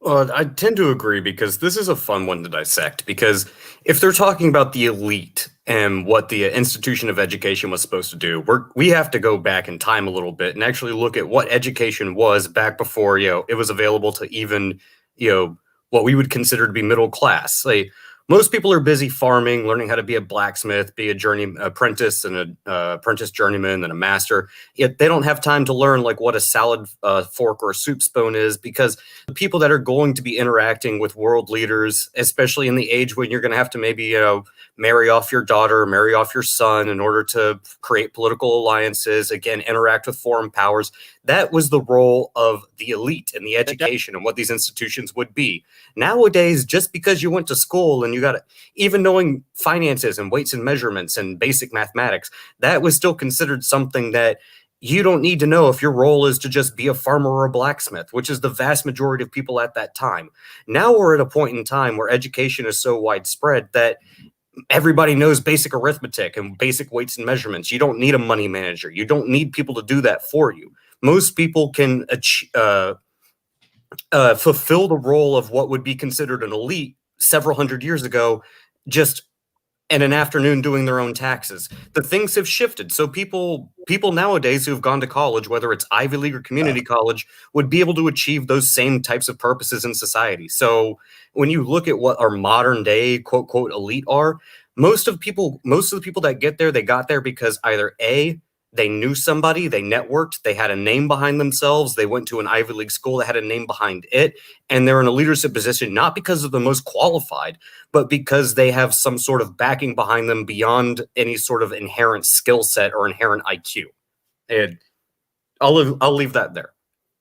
Fair enough. Am I contrarian? No, I would just say that when you talk about a subject and you don't have an actual point behind it, and it sounds like you're flip-flopping on it, I have an issue with that. Ad hoc, these niggas is real fucking smart. Like, yo, I don't know. I just legit, like, yo, yo, look, at some point I might want to have one of these guys on my fucking channel. So like, yo, don't stand, like, understand this is an intellectual. Do it. I want to question them. I want to question these people very deeply. I think that in society as a whole, right, the comfortability that civilization has brought us has allowed weak individuals to continue to survive and prosper that would not have normally survived and prospered. And I think that is at the root and core of the problems that we have as a civilization. True. Like, a lot of these motherfuckers just shouldn't have been able to, like, live long enough to just even procreate because they're just too fucking weak. And somebody should have snapped their fucking neck, but they weren't allowed to because of, like, laws and shit. And that's why these motherfuckers are walking around procreating, making more jerk-offs that are gonna fucking be a pussy fucking walking around doing stupid shit. That's what it really boiled down to, you know what I mean? I have one brief question. Why would going to even have survival? Sorry, Ad Hoc, I think I cut you off. Go ahead. No, I've been waiting on you because you roboted on me. Oh, sorry. Maybe it's me that's roboting then. No, you're Ad Hoc. You're roboting real bad, man. Am I roboting? Okay. Me and you having something's some going on. problems. Yeah, me and you were having some problems with our fucking internet. I don't know what the hell's going on. But Doku, go ahead, man. Yeah, I might have to look outside and see what the wireless is. But go, Doku. What do you got? Yeah, no. All I was gonna say, just to kind of hammer the point that I was making earlier, just to really hammer that nail home. You have people who will go to school and get a finance degree, or even get, the coveted gender studies degree, and they somehow think they're the elite echelon of society. I can guarantee you, because I've talked to some of these people who have finance degrees from Yale and Harvard before when I've been in New York, back when I still went to that garbage ass city, who've had degrees from that place, and they knew less about me, who is completely self-taught, or less than me, who is completely self-taught in regards to finance and doing fundamental analysis. I've actually worked in the banking industry, and I almost have a financing degree. And that's the thing. I'm going to be completely real with you, bro. It means nothing. Oh, and that's my point.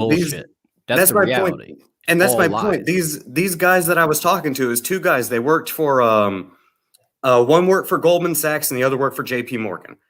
And they didn't know jack shit about real estate investment trust or any other high yield stocks or any other high yield bond funds. They were just stuck into their role, but they both had master's degrees that cost them God knows how much money.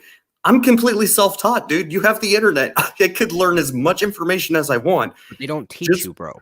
They don't teach you anything. Don't you understand? They don't want you to know anything. No, and see, that's my point. These people, like, back in the day, like, this education is not something you could get without going to a university, having access to the library, having someone who's already studied it and practiced it, then come in and teach you. That's not the way this works. We still view it as an archaic. We still have an echelon of people. A mindset of you can't get access to this type of information unless you've gone to school and learned it. Whereas I'm living proof Yes, you can. You can be someone who flips burgers and then watches YouTube videos all day every night about nothing but finance, and in 5 years you'll have just as much knowledge, if not more, as somebody who went and got a fucking master's degree in it. Yeah, but I mean, the bitch is that, like, let's say you wanted to teach a course on finance or something like that on the motherfucking internet, you would have a lot of individuals look at you and go, well, you don't have that fucking degree, right? And that mentality, you know what I mean? Like the degree thing from, especially from elite schools, and that's what usually what Moldbug's talking about. It's like, you know, he usually lists like a handful of schools where, you know, like Harvard, Princeton, Yale, fucking Georgetown, fucking NYU, right? These schools that are seen as the Ivy League elite fucking schools of the United States. If you have a degree from one of those schools, you are like looked at as the upper echelon of our society. Well, yeah, it's your rite of passage. It's your credentials. It's your I'm better than you because I got it. It doesn't necessarily mean I'm better than you at compared to what we do. I like how he put it. What he said on Tucker Carlson, because they brought it up. He said that, you know what I mean, like that is you applying for your place in the aristocracy. And that's exactly what it is. It doesn't have anything to do with your skills. It has nothing to do with how good you are at what you do. It's you getting your rubber stamp of approval by the people who are going to give you the opportunity that you need to be successful. Well, that's the mentality, right? And that's kind of what he's saying about that. And that's why I'm arguing about this point. But like, yo, I think we've covered it. I mean, I think we fucking popped it well enough. Mike, yo, hit that motherfucking play button one more time, man.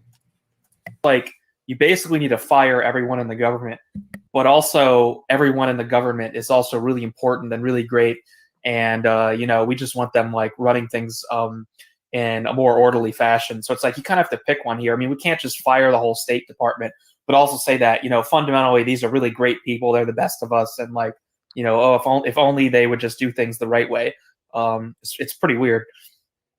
I would imagine some of it comes from just him being of that class, you know, yeah, of course. And just that bias of I've spent time around these people, they were nice to me, and so, you know, if they just didn't hate Middle American with the passion of 1,000 suns, and they worked in their interest, then it would be fine. But of course, he's also talked about how you can't let anyone who had power in these positions stay in power. So to some extent, he understands that well is poisoned, but I think you're right that he lets them off the hook a little too easy. It was interesting too, because I remember specifically in that Tucker Carlson interview, which everyone should watch. It was really good. Tucker Carlson reacted weirdly to Yarvin sort of classifying Tucker as like one of these people based solely on going to a certain university, which it turns out Tucker actually didn't. But you could tell that Tucker sort of was fundamentally disagreeing with Yarvin's conception of what this university crowd actually is. They didn't really get into it. It would have been nice maybe to see Tucker sort of get into that a bit more, but that was one. If you really read between the lines, you could tell that Tucker was kind of like, yeah, what you're saying here is kind of just wrong. You're making this class distinction about the people from the universities that doesn't really map onto my actual experience. And I do think it's true that aristocrats are supposed to live a certain lifestyle, right, in terms of the quality of culture they experience. But merely going through the motions of that, like having very rich meals and going to Burning Man and whatever, that doesn't make you an aristocrat any more than being a CEO makes you a king, right? There's just these missing components there. Absolutely. Let's see what else I have on my list here. I have patchwork. I guess we could go into that. I feel like we kind of talked about why neocameralism already had some problems. But I feel like he's abandoned this one too in some ways, because some of his writing, he never quite got back to it. I think he kind of started writing on it and then didn't. But a lot of his writing has been in gray mirror, kind of about how you need basically a global order that would allow for then like individual nation states. Like basically you need some kind of global agreement and enforcement that would keep individual nation states from expanding and centralizing power again. But it was very vague as to how that would work. What do you think about patchwork and kind of the problems there? I've seen Nick Land complain that Moldbug has sort of dropped patchwork. Yes, he has. Yeah. And I mean, I think patchwork is just kind of it's an interesting thought experiment, but it seems kind of pointless. And I mean, for me, I've definitely gravitated away from that sort of model and more towards like a Christian imperium model of European government, at least. American, I don't know about that. Maybe patchwork to some extent is a sort of step in the dissolution of the American empire. But I don't really think it's a sustainable model. I mean, I've been criticizing libertarianism lately because when you sort of divide power like this, basically what happens is the worst people are going to cooperate against the other states. And even if you have the system of treaties, et cetera, that sort of involves this mutual cooperation to keep the patchwork system together, eventually the bad guys are basically going to win. I would rather see a more top-down approach to running things. And I think, Yarvin has come to that point of view as well. I mean, I don't see how patchwork is really compatible with monarchism in any serious sense. I mean, you could have like micro monarchs in these tiny states, but I think it's right to abandon neocameralism and patchwork. Yeah, and like I said, I think he has for the most part, much to maybe the. No, sorry, were you talking to me? Yeah, man. You say you got a better idea on how to describe it. Yeah, no. So I think we're conflating the idea of an elite and an aristocrat. An elite, as far as our current society goes, is someone who is simply placed above those around them for whatever reason, regardless if they're deserving of that position or not, versus someone and the way that they're describing it, an aristocrat isn't someone who is simply above somebody because they're placed in that position, but because they've been groomed to fulfill a particular role in society that the majority of people aren't groomed to fulfill, i.e. understanding geopolitics, knowing how to talk to other people, speak multiple languages, know the history of not only their country, but other countries. That's how it would have been traditionally. And I think that's where we're having our conflation of words. Well, how about this? I got a good way to put it, right? A elite or aristocrat, right, inside of our society is an individual who is credentialized and recognized by the system to be able to be in the upper echelon of individuals who can operate inside of the system, right? Whether it be the federal government recognizing your credentialized your credentials and shit from whatever school you went to, or whether it be corporations being willing to accept those credentials. And individuals like us are not part of the fucking aristocracy because of the fact that even though we may have the skills or experience, we do not have the credentials that are recognized by the system. Exactly. We haven't been groomed to fulfill a role that most people can't fulfill simply because they don't have that type of experience. I think you need to leave that groom shit alone.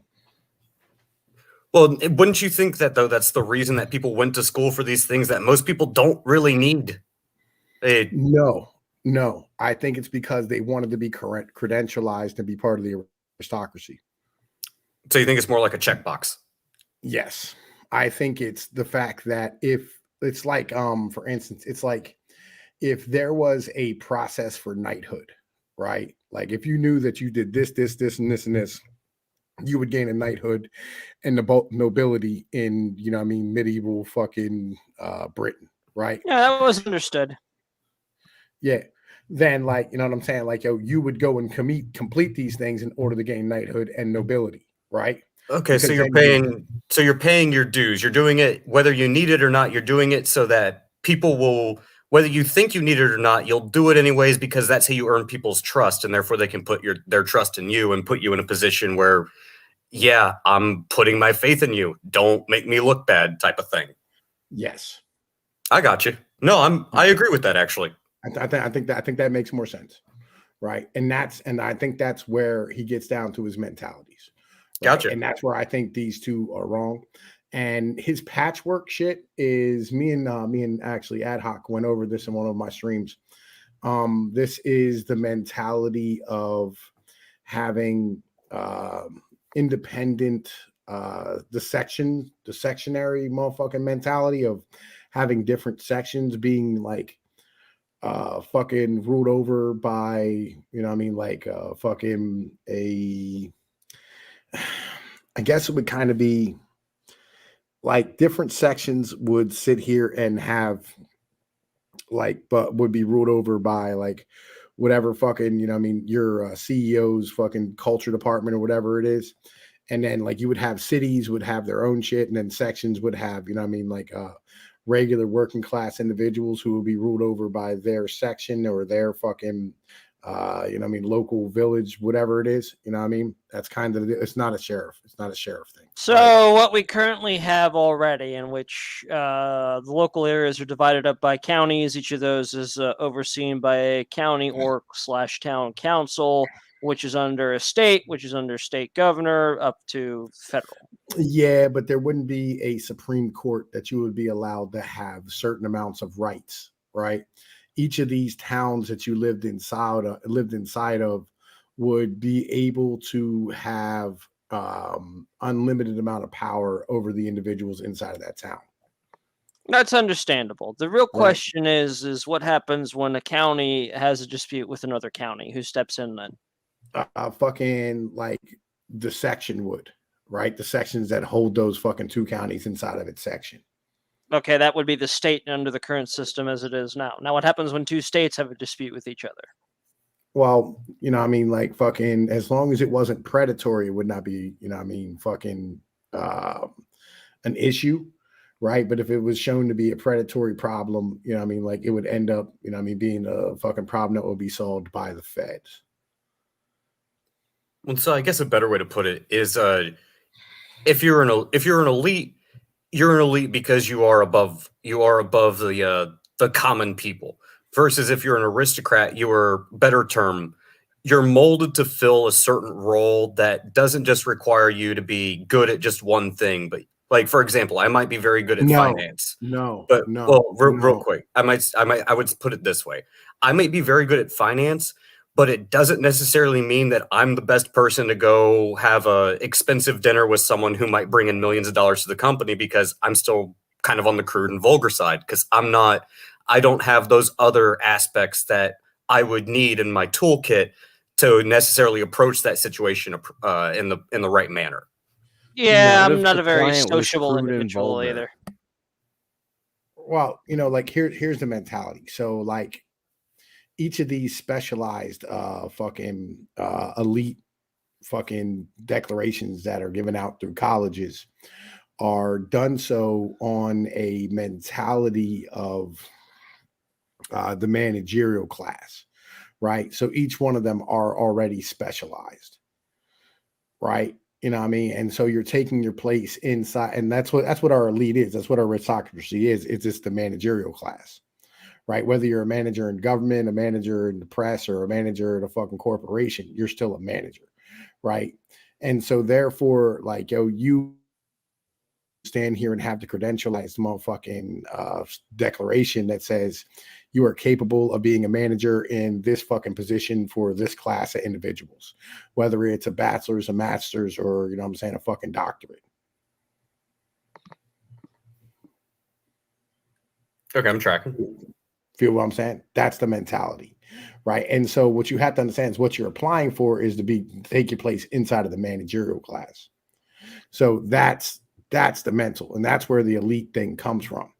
Like, if you have the, you know what I'm saying, fucking credentials to be part of the managerial class, you're part of the elite. That's the mentality. That's where it is. All right. I'm not sure I fully agree, but I understand what you're saying. But yo, that's a misclassification of what the elite really is. Why? Because doctors and lawyers and shit is not the fucking elite. Are they in the eyes of a let me put this in the eyes of an individual from a brownstone in Soho? Is that doctor or lawyer above an individual who does diesel mechanics? I'll break it down for you. A regular person, right, that's a diesel mechanic is a field nigger. And that doctor in Soho is a house nigger. They both fucking slaves. Here we go. But none of them is the fucking plantation owner, you feel me? Because the plantation owner is the elite. That's what you fail to realize. Well, no. All right, so, yo, you really need to read Burnham. Like, yo, real shit. You need to read Burnham's Managerial Revolution, right? Because, like, the elites you're thinking of don't run shit no more. I mean, we could say that the sky is green. It don't mean it's green.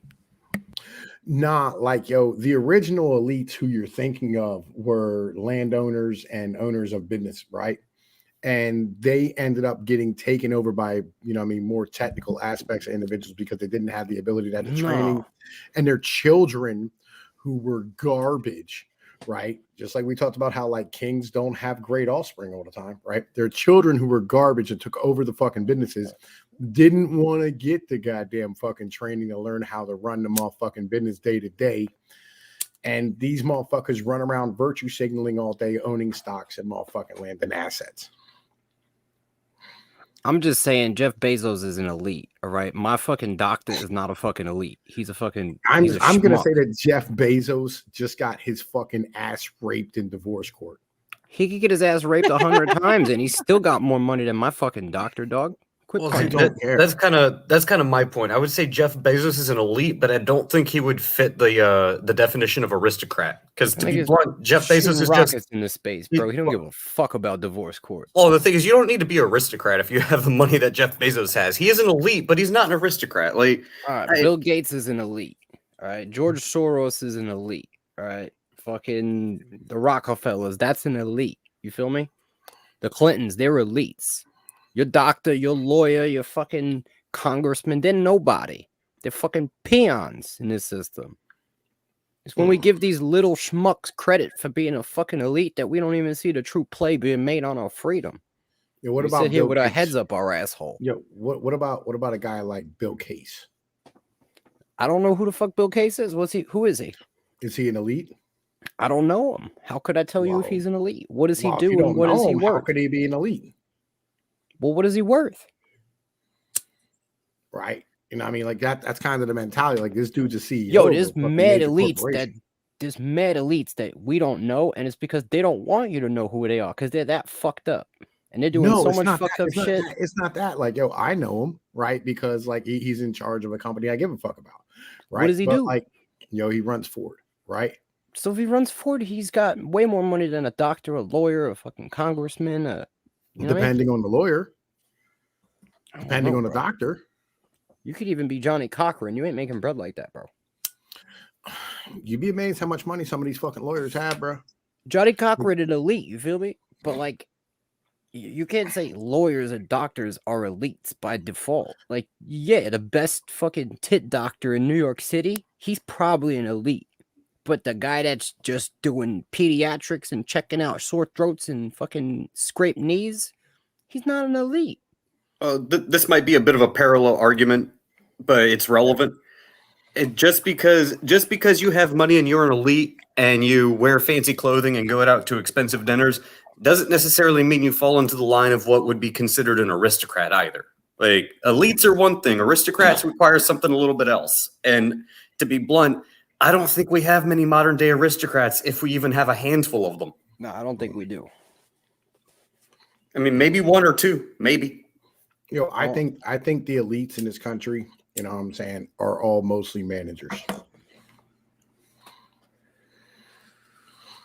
Well, let's be fair. We don't really need many aristocrats at this point in time, anyways. So it's kind of a dated term considering the socioeconomic structure of the world right now. But again, maybe we have a couple.